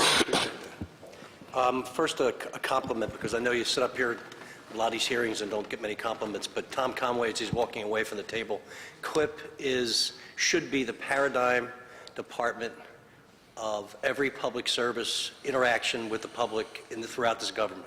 They not only do their job, but they do it in an enthusiastic way because they love to serve the public, and there's not a better group of people in the government to deal with than them. And I think you ought to send all your people who interact with the public over to them for some training, because they need it. Coming to public service and public interaction, the municipal service concourse. Have you guys ever looked at the possibility of rearranging or reconfiguring that concourse? When you walk through there, you see people standing in line. You see people sitting on bolted chairs like they're a current Fromhold waiting for a visit. They get sent from one department to another. And the way I want you to think about it is, when you go into an auto dealership, first of all, someone comes up and greets you. They offer you a cup of coffee, and you sit at their desk, and you don't leave until you buy the car, if you want to buy the car. Why do people have to go to multiple lines and be treated as we're doing them a favor, as opposed to us serving them nice golf shirt, pair of khakis, nice place to sit while you're waiting, maybe a little TV screen, little music, a nice environment where people can actually feel like they're welcome, as opposed to they're going through some kind of Politburo, experience that somehow we're doing them a favor. Have you looked at how that place moves and what we do over there? Okay. Yeah, before I turn it over to Dave, as you know, I'm always interested in looking at ways that we can better focus on customer service, right? So for the first time this year, we've appointed Rosetta Liu as sort of our Chief Customer Service Officer. I think things like that can help impact the customer service experience are exactly the kind of things that we're doing and talking about in Philly-Stat. So I'm more than happy to look at the details, reconfiguring the concourse, whatever that situation is. But I think we've made a lot of progress in that area in the last few months, looking at customer service metrics across our departments and actually making some substantial improvements, not just in 311, but in other departments, including L&I. You remember the old state stores? Yes. We went up to the counter, and the guy, you had to give him a number, and then they disappeared into the back, and they came out with a bottle of vodka or the bottle of wine. And then we went to a different method where people actually go around and with a shopping cart and could shop. And it's that kind of, when you go in there and stand there and you look at the faces of people, they're not happy. They're just really dragged out. And maybe we would do better from a customer service perspective to provide that experience for people as opposed to what we provide now, even though it's improved. No. I know, but the whole environment is not, you're just lined up on metal chairs that are bolted to the floor. It's just not exactly conducive to wanting to do business with the city. You're right, Councilman, and it's a suggestion that is duly noted, and we'll move forward with that. I know in the past, in the last couple of years, we have done some things relative to the flow. How do we streamline the flow of individuals accessing counters and things to that extent? But we'll go back and address this with revenue and L&I. This is not your fault. That place has been in that configuration for as long as I've been in government, and probably before I was here. But it just seems to me that would be a welcome change to people's experience with their city government. I got a question on public property relative to the Verizon building. Before you go off that, for the record, you're not suggesting we have a little libation while we're down there? Anything's possible. A little Starbucks, or something. How about some treadmills? People go work out with the TVs and stuff. Public property. public property. I have an Yes, sir. issue relative to this pace of the Verizon cable contract build-out. Do we have any information relative to the percentage of build-out that they've accomplished and where they are and what neighborhoods they're building out in? And I've been asked to issue some questions relative to where they are in their whole process. Does anyone know? Or could you find out and callbacks, maybe give us an update? Yeah, we could answer that now with Adele Abid, who's in the room, or you can do that this afternoon with him. Okay, well, let them think about it, and then... Yeah. and then We'll need to get back to you on that. The information and technology, we'll get back to you. Okay, fine. Thank you, Mr. Chairman. Sure.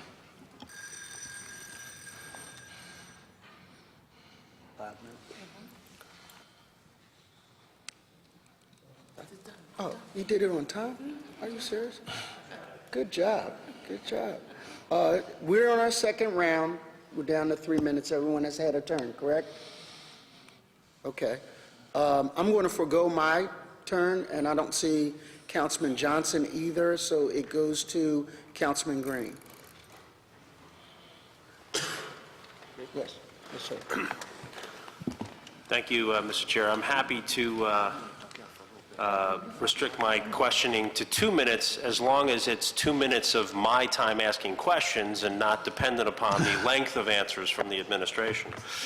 At any rate, just with respect to Philly Rising, I think the reason it's important, and any program, the reason it's important to know the cost is, assuming it's true, and of course I think things have costs and it's impossible for it to be absolutely cost-free. I don't think taxpayers, I don't think that's a true statement, but assuming that was true eventually, if you go to 20 neighborhoods or 50 neighborhoods or 70 neighborhoods because it's determined that the program is really working well and we want to expand it, it's having a huge impact on crime, on other things, to expand it, we have to know what resources are required from each department, because there wouldn't be the resources to put in from the departments in 50 neighborhoods, and so understanding that is very important, and that's why I asked the question.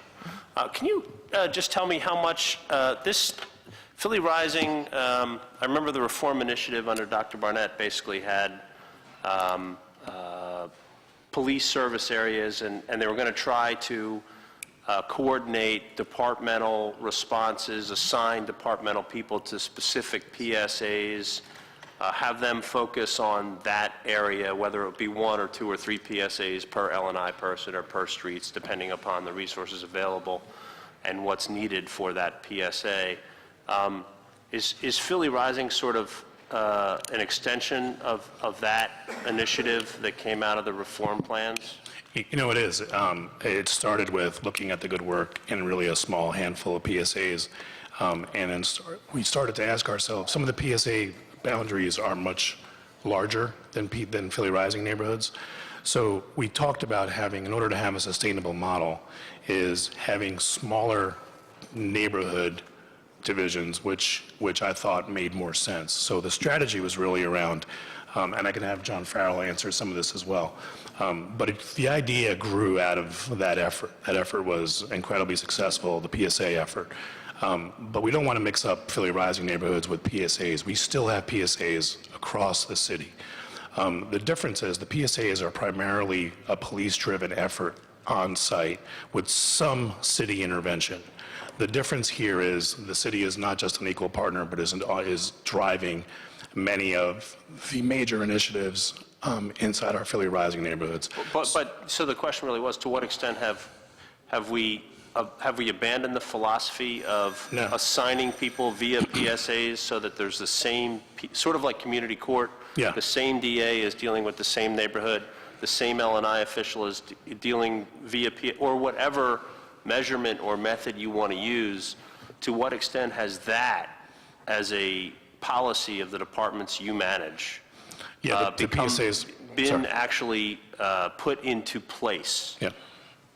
The PSAs are still in effect. That model is still working across the city. So there are L&I officials, streets officials assigned by PSA? Yes. Okay. Could you, and are you measuring the effectiveness of that compared to the previous No, but we can get you that. I mean, L&I, I'm sure, is doing that, as is the other departments who are involved in the PSA effort. My focus is really on the Philly Rising component. Okay, I'll save that for departmental questions. Yeah. Thank you, Mr. Chair. Chair, thanks to gentlemen, and now record, I don't see Councilman Johnson, so we'll go to Councilman Heenan. Thank you, Mr. Chair. I have a question for the Mayor's Office of Sustainability. Sure.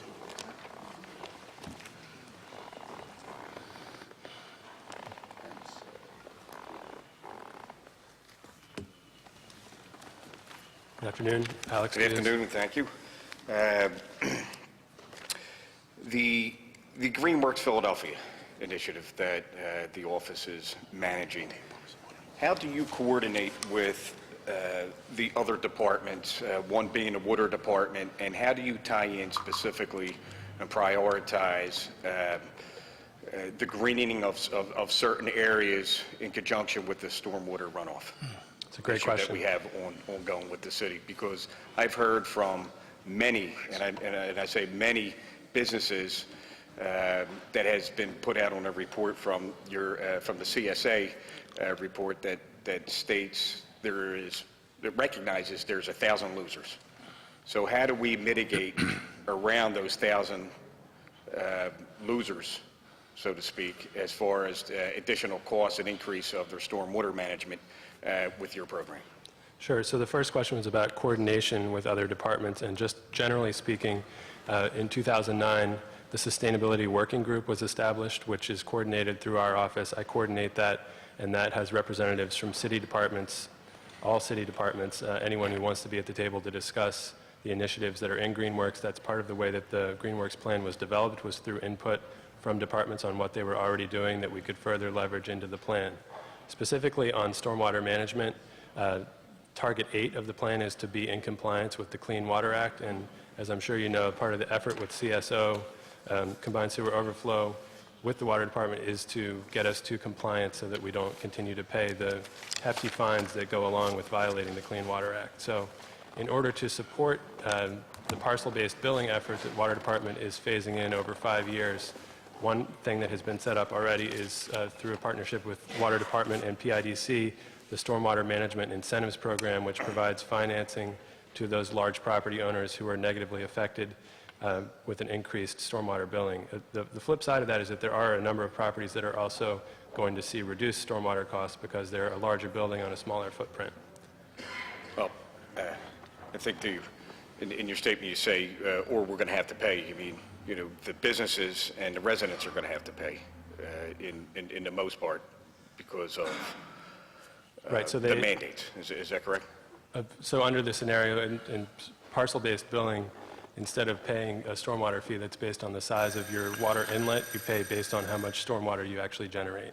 No, I just think, you know, and I'll end with this, providing low interest rate loans or no interest rate loans through PIDC or, you know, or the Commerce Department or the Water Department, more specifically, somebody, I mean, they're paying. So I hope there's better coordination with, you know, some of the folks that are going to be impacted the most with, you know, which I think is a good initiative. I think the GreenWorks is a great initiative, and I understand, you know, its end goal, and I believe we're going to achieve it. I'd like to see that we're prioritizing where we're greening and have a lesser impact on those who are going to be paying more for stormwater mitigation. Absolutely. Thank you. Thank you, Councilman. Councilman Johnson's next, then Councilman Kenny. We're going to have procurement, which is next, and then we're going to break. Okay, all right. Councilman Johnson. Thank you, Mr. Leader. Just wanted to go back. I had a couple of small questions as well. I'm echoing my colleague, part of the gang of six, Ms. Cindy Bass, regarding the RISE program, focusing on ex-offenders, and the Youth Violence Reduction Partnership. I think I can get the answers to the RISE program is totally separate, but just elaborate on where we're at with the Youth Violence Reduction Partnership.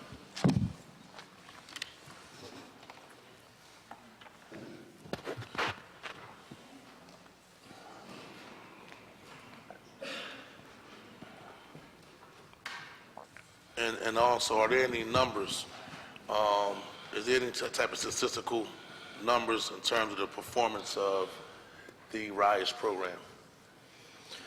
Like benchmarks, how many people have been trained, how many people have been employed, job readiness, GED, simple stuff, birth certificate, IDs. All of that, RISE office has all that information because that's part of the intake, so they do an extensive intake for Can I get a each copy client. of that report, if you don't mind? Sure, we can provide From a that. supportive standpoint. Sure, we can provide that. And I apologize, Councilman. Could you provide it to the chair? We'll provide Yes, it. of course, of course. Please. Yeah, along with what I think is probably the most important stat, which is the recidivism rate Yes. for folks who participated in that program. That'll be provided along with the information that Councilwoman Bass requested. Okay, all right, thank you. Youth Violence Reduction Partnership. YVRP, Councilman, is operating in several police districts. Obviously, the ability to expand that program into more districts is hampered by the amount of funding, and it's a partnership between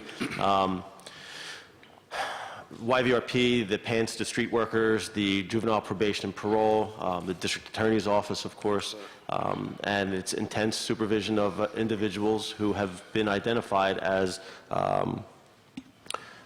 based upon their offense and the probation office who is supervising them, individuals who are likely to commit a violent offense or who have committed a violent offense in the past. So those individuals are placed on this caseload. They're supervised intensively. They have street workers who go out and visit them in their homes, visit with their families. They go with police officers who also make the visits. They're encouraged to continue with their education, look for employment, continue with their GED if they're not in school. So that is essentially YVRP. YVRP is also being currently analyzed by PPV, Public-Private Ventures, who's taking a look at the efficacy of the program and going to make recommendations to us as to what aspects of the program are working and worthwhile, what aspects of the program maybe not so much and might need to be altered. And we anticipate that within the next couple of months, I believe. Is the juvenile enforcement team under family court, is that a part of this partnership where you actually provide intensive case management for those who are on probation who are... It's part of the team. That's violent. That's part of the team. Okay, awesome. Okay. All right, and 311, just a couple questions regarding 311. Before you, as the representative from 311 comes up, one of the things that we are doing under public safety is reestablishing our monthly meetings, and we can, Councilman, bring that up in that time so that those reports are centralized and then distributed to respective council members on statistics that are important, whether it's crime instances or prevention efforts or rises statistics. We want to codify it and send it out to the members' council. Thank you, Mr. Chairman. Yeah. Chairman, that's the point of those, as you know, those meetings. So whatever the committee members are interested in, we can have that information available for you at the meetings. We're going to have, before you leave here, one of our staffers schedule that date and make it available to all members. Thank you. I'm going to thank publicly Councilman Green for his efforts in CJAB that preceded me being on public property. I want to thank you publicly for that. Great. 311. Sure. Just real quick, the Citizens Engagement Academy, can you just elaborate on? I have been invited to come a lot of times to actually visit 311. Unfortunately, I haven't been, so I don't believe in trying to come at you from the blind side when you invited me to come to see the 311 program. But a couple specifics I do want to see, I do want to ask is the Citizens Engagement Academy and also the coordination between the Philadelphia Police Department and the application where they can actually refer to data, quality of life data to 311. Can you just focus on those two components of 311 for me, please? Sure. I see us in the 26th, so of course I'm advocating for the 17th and the 1st as a part of this conversation. Okay. Good afternoon. I'm Cheryl Johnson, Operations Manager for 311. So in reference to the Citizens Engagement Academy, that's actually part of Philly Rising. Okay. So they could speak better to that. In reference to the mobile data computer project, we've actually now expanded beyond District 26. And we used that district as a pilot, and it was successful. And so now we are in the process of training the entire police department, and expect that by the end of 2012, that approximately 3,000 officers will be trained. Okay. Yeah, they're currently at 1,000 officers. They started off as a pilot in the Philly Rising neighborhoods, but that's going to expand citywide. So the officers will have the ability on their mobile data terminals inside of their cars to directly submit 311 requests, not only from citizens that they see in the street who want to do that, but themselves on a daily basis. So as they are our eyes and ears out there on the street, they can submit reports for graffiti and likewise abandoned cars. To answer the question around the Citizens Engagement Academy, it's really an effort in conjunction with Philly Rising to create capacity and knowledge inside of the neighborhood. So it shows up, and we have a commitment from the part of the leaders in the city. So you'll have, whether it's the district attorney's office present, their nuisance task force, Beth Grossman will be present, the U.S. Attorney's Office and their community efforts will come in. It's basically, I think is it 7 weeks now? I know it was 6 at one point. I think it grew an extra week. It's 8 now. It's an 8-week program. We're on a weekly basis inside of those neighborhoods. We basically take folks to school, and it's the City of Philadelphia 101. Where we educate them on how our departments work and how they can best utilize city services in an effort to kind of get educated. Folks enjoy that program. They see it as, it's in an academic setting, either in a community group or a library. They get a certificate upon completion. They coordinate really well with 311. They learn how to use city services in a manner that works. They get a certificate at the end.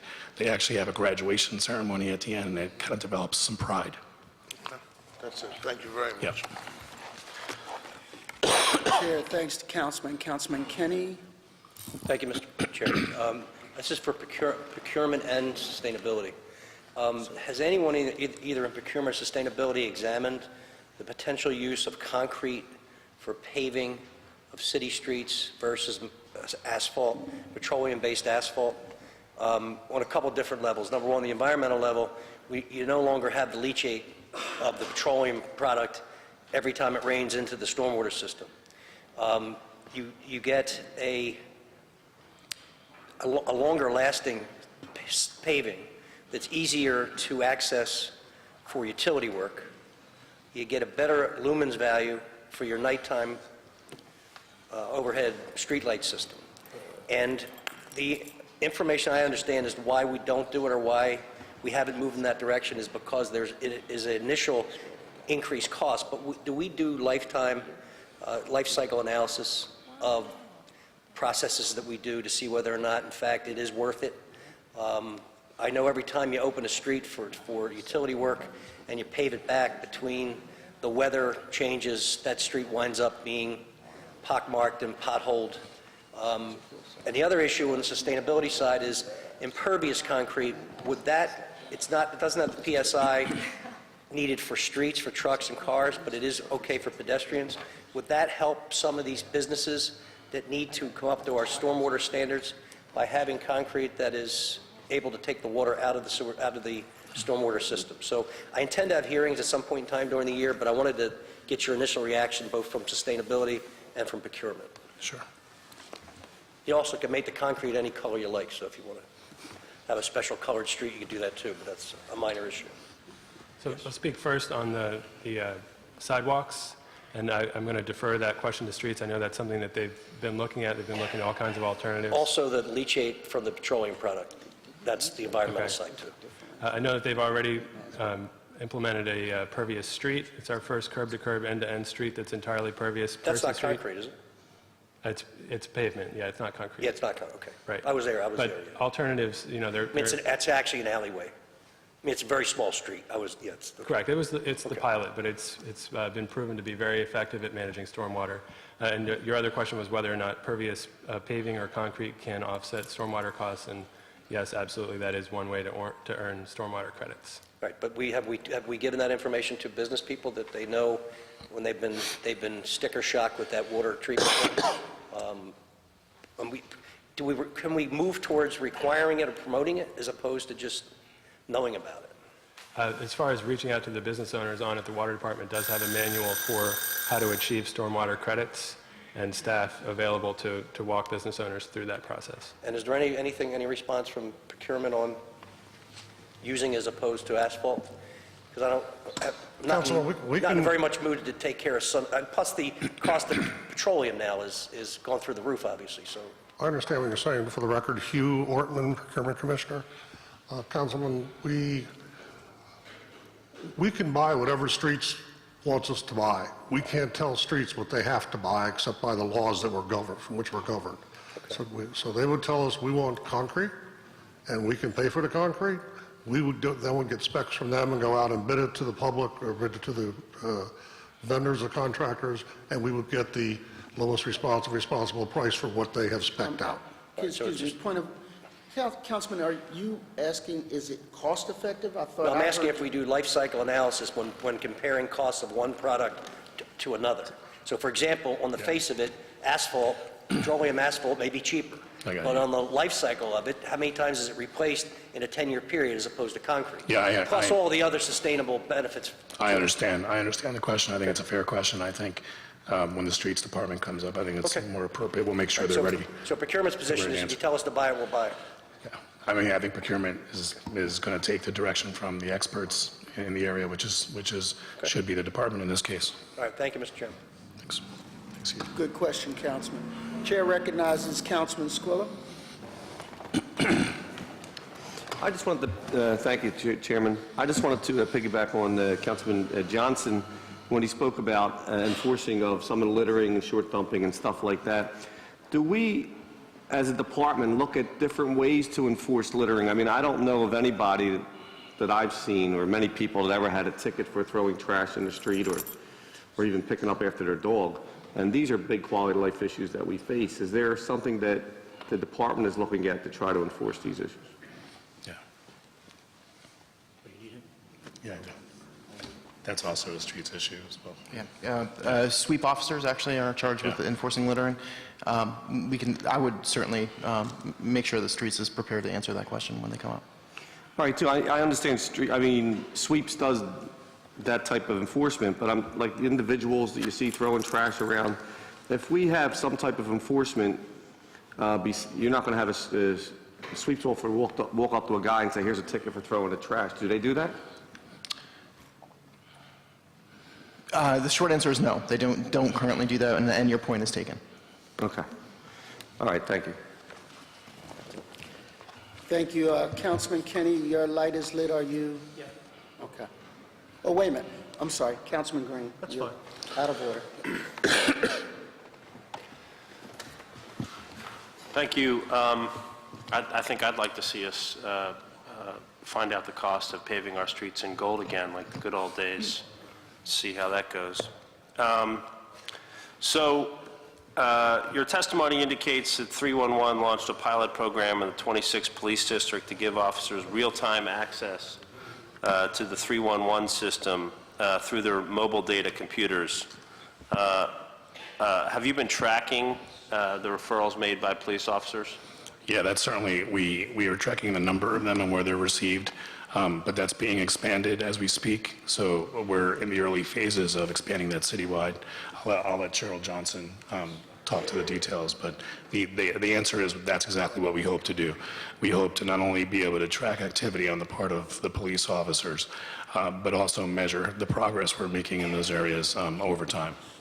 So at this point, they've input approximately 2,000 service requests since we launched the program. What time period is that?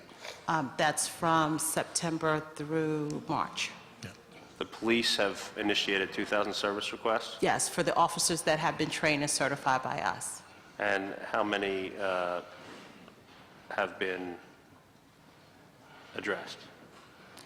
We can get you that information. I don't have that here.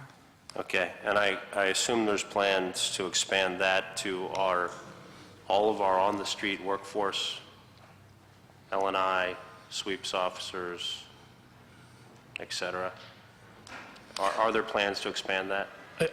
I mean, I think it's really two questions. The police have a technology that we saw inside of their vehicles in order to do that directly. The hope would be with the rest of our city employees that they understand how the system works and they're able to do those things, whether that's calling 311 directly or putting in service requests themselves, either online. One of the things that we're talking about, and Adele Abid has been working on this since he arrived, is doing a 311 mobile app. That as we develop the plan for technology and have the new CRM for 311, we're going to have the ability to utilize a mobile app, both in terms of our city employees and our citizens eventually, to have the ability to do just that, Councilman, to be able to see things, put in service requests, and actually directly impact the quality of life. Well, that's good, because you went where I was going, because for 3 years I've been asking at every budget hearing about I know that. mobile apps. I know that. For citizens directly to be able to put this information in. And I've heard that. Yeah. Yeah. So how long do you think that will take? I mean, there are many cities have that. There are third-party service providers that do it.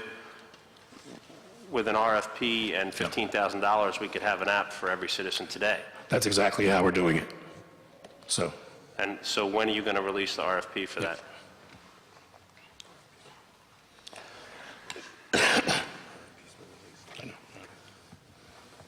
Just introduce yourself. Sure. Adele Abid, CIO. Councilman Green, the request was put out roughly 6 weeks ago. 4 vendors have responded.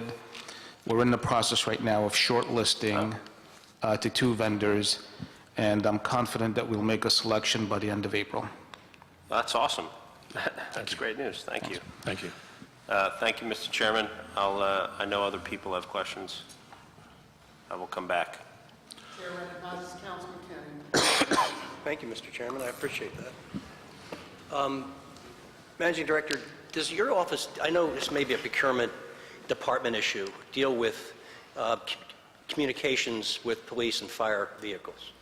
Is that under your bailiwick, or is that more department by department issue? It's more department by department, but to the extent it falls under public safety, Mike Resnick can address One of the things we've been finding is that since the police department has done total MDT communication with auto accidents, that it's cut down on the police side from the road towers that are endangering our citizens and racing to the scene to hook somebody's car. They are now using fire radio to respond to calls for rescue squads to vehicles. Is there some way to go in that same direction in eliminating this information coming out over the air and being done in a rescue squad between 911 digitally? Because I'm still trying to figure out ways to box these guys in and keep them out of... No, I understand the question. Give me 1 second.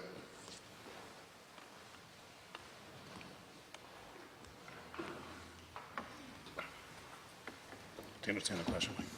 I think so. Mike Resnick, Director of Public Safety. As you know, Councilman, that's the reason why we started to dispatch over the MDTs, so that the towers wouldn't be intercepting the radio communications and wreck chasing to the scenes.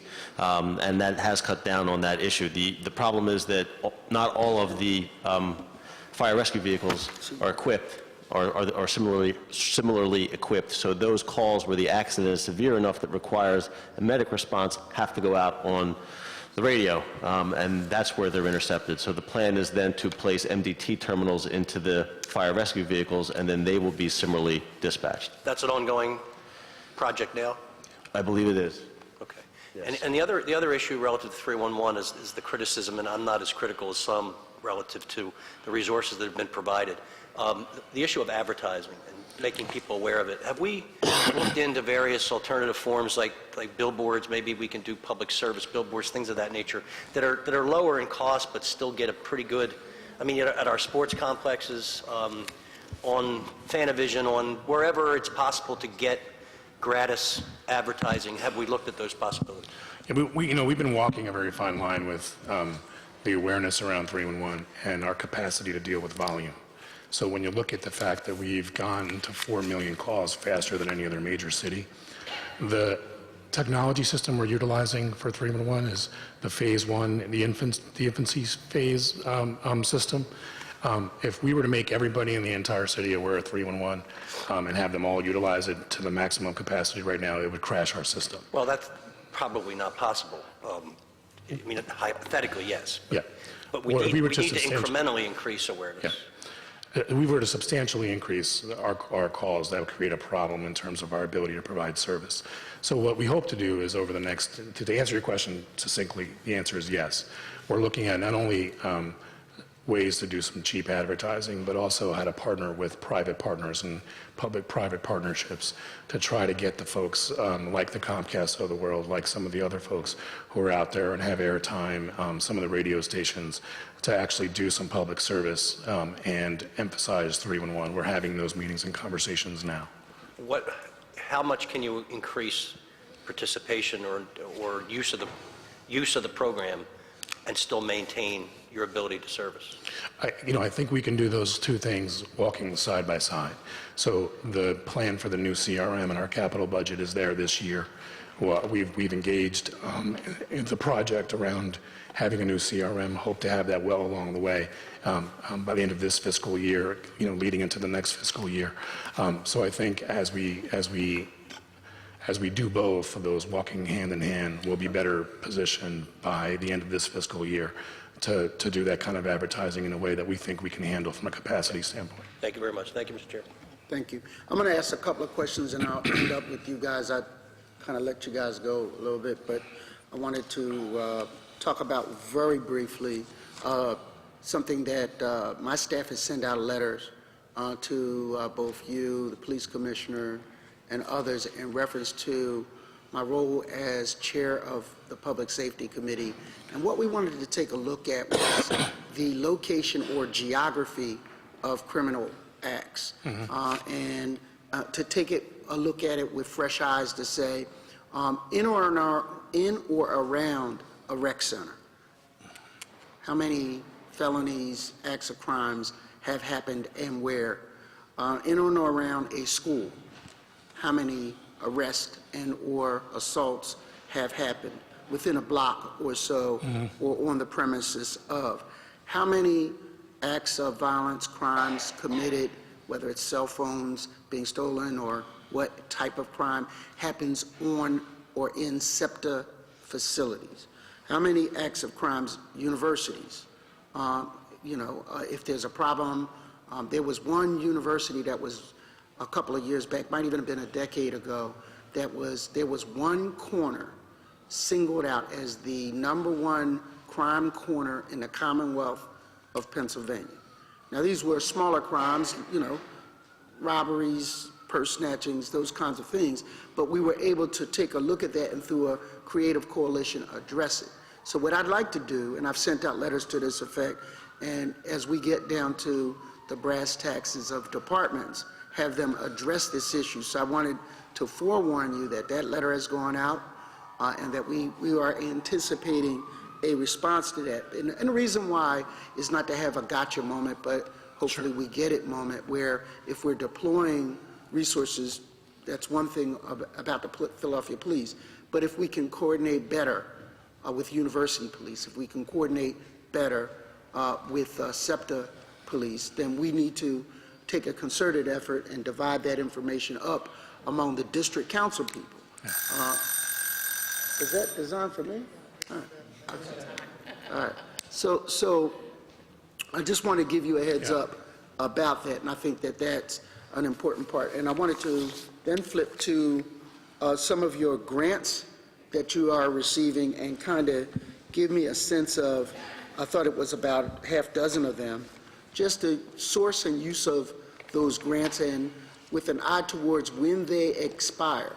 And if they're worthwhile activities, are we planning to reapply, those kinds of things. There was a section on grants that your department went after. Yeah. Is that you? Do you just want me to run through the grants? Yeah, sure. Yeah. There is a Davis-Bacon wage monitoring grant for $435,000. PHA And what is that, reimbursement. wait a minute, before you go, what is that? Sure. The, Councilman, the Davis-Bacon wage grant is we have a staff of 7 that goes out and monitors city-funded contracts to make I'm certain... familiar with Davis-Bacon, but what's the source of the grant? The source of the grant is the Department of Labor.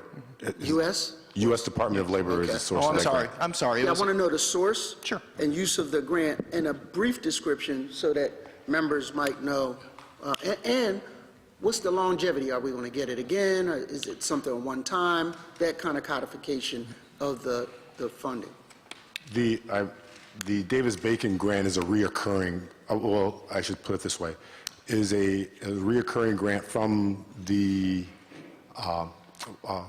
Housing Authority, the Philadelphia Housing Authority. So this is work that we do to monitor certified payrolls for projects that go on at the Philadelphia Housing And so Authority. we are reimbursed for that work? Correct. Got it, okay.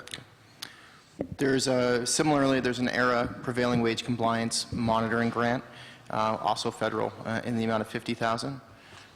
There is a Office of Leadership Investment, which is a local grant for... From?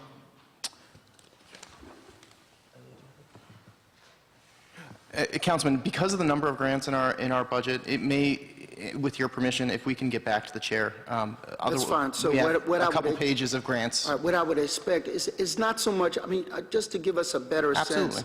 of whether or not they are recurring grants. Is this something that we can anticipate in the 5-year plan, or is this something that, like the stimulus money, that is coming to an end? Yeah, And sure. is that activity worth continuing? And if so, how do we plan to replace those funds? Absolutely. Okay? No problem. Thank you, sir. And with that, Councilman Green? Thank you, Mr. Chair.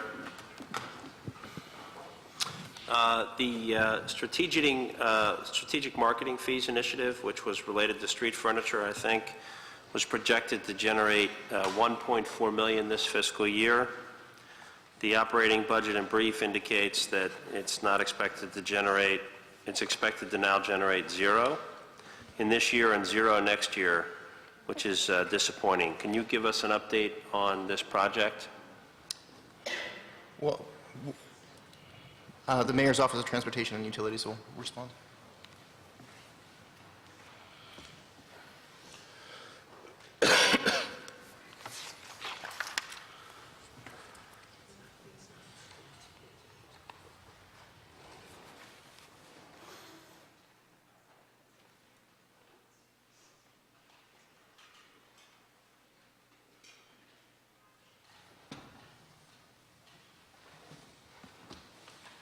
Good afternoon, Councilman Andrew Stober from the Mayor's Office of Transportation and Utilities.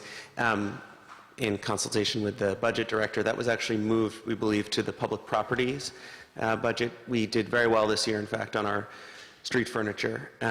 We brought in for the calendar year $1.1 million, more than doubling what we had earned in the previous year. We did that by rebidding that contract, bringing on a new, much more aggressive contractor who, in addition to almost doubling the revenue the city brought in, has substantially improved the maintenance of the shelters. So that line item is moved to public property? I believe so. But I can tell you that we earned $1.1 million for the calendar year. We can get it for a fiscal year, obviously, is not complete yet. Okay, so in the operating budget in brief on page 13, that's incorrect, that it's going to be $0 in this year in FY13?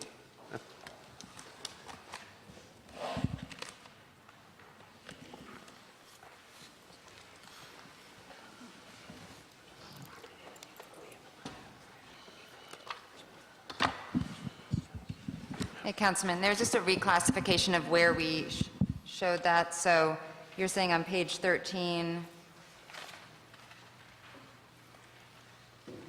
I think we left the line in there because that was in the original 12 budget. So that's why it's not it was there in the original, so we didn't want to completely not show it. It says that it's now expected to generate 0. Right, but I think that it's been moved. I have to double check on where it's been moved It's in to. public property in something called,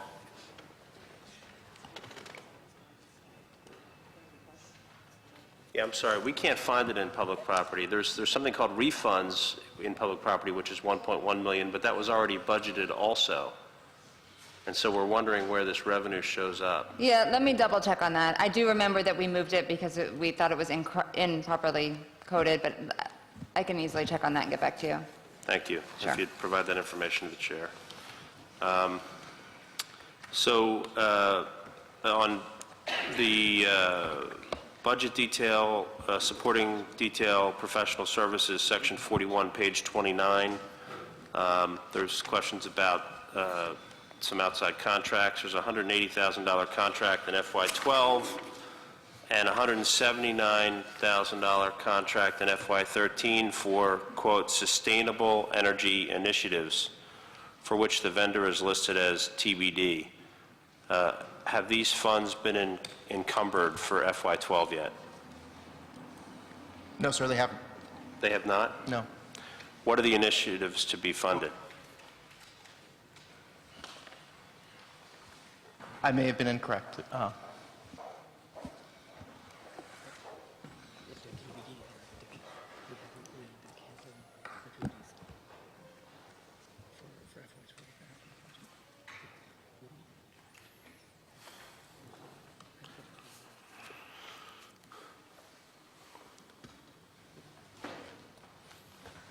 No, I was correct, sir, that those have not been encumbered.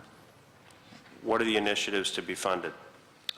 I believe those are to be determined if they are in fact funded at all in this fiscal. So, in theory, we have $180,000 we can use to put up fences around lots or any other thing we would choose to transfer money on. You have appropriation power, Councilman. I don't feel like that was a rhetorical question, I'm assuming. Well, yeah, I mean, Fair enough. obviously, there's money in the budget that we're not spending for this fiscal year of $180,000. And so do next year's budget, I assume because it's there this year, that next year's overall carryover amount does not include that 180? To my knowledge, it does not. Okay. And that would be the case for anything in this budget that we haven't encumbered this fiscal year that's still reflected as potentially being spent in the remaining 3 months? I'm not in a position to give that broad of an answer. If you could just provide an answer to the chair. Yes, sir. The budget detail indicates that Philadelphia Solar City Partnership Grant has an award period of June 2008 through April 30th, 2012. The budget detail goes on to show 245 increase in this grant for FY13 for a total of 356. Is the grant being renewed beyond the end of this month, and what's the scope of the work covered by the grant?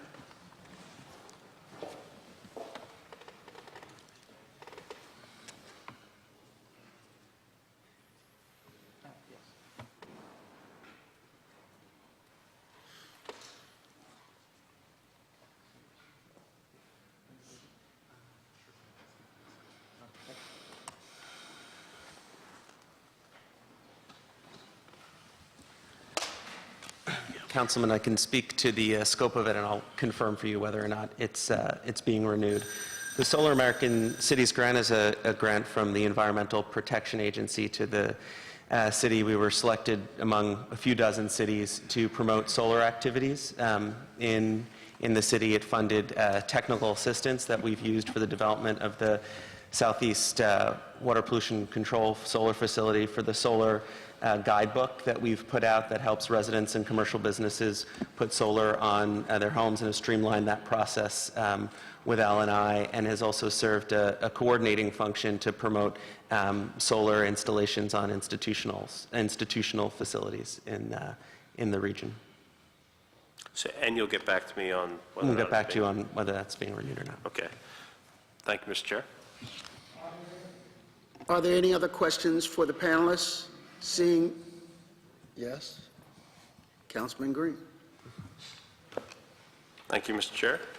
As in past years, I've asked at the five-year plan hearing for each department planning to fill a currently vacant position or create a new position to come to its budget hearing prepared to discuss those newly filled or new positions. My understanding is that departments will be providing this information prior to their budget hearings, but we don't have it yet for today's hearings. If you could just, so that for the sake of time, please provide the response to that in writing. I'd also like for your department and for each department that reports to the Managing Director's office prior to their hearings to receive a list of all Class 200 or contract spending that has not been encumbered as of today. Thank you. We truly appreciate your brevity. Are there any other questions for the panelists? Seeing none, we will take a break till 2:15. Thank you.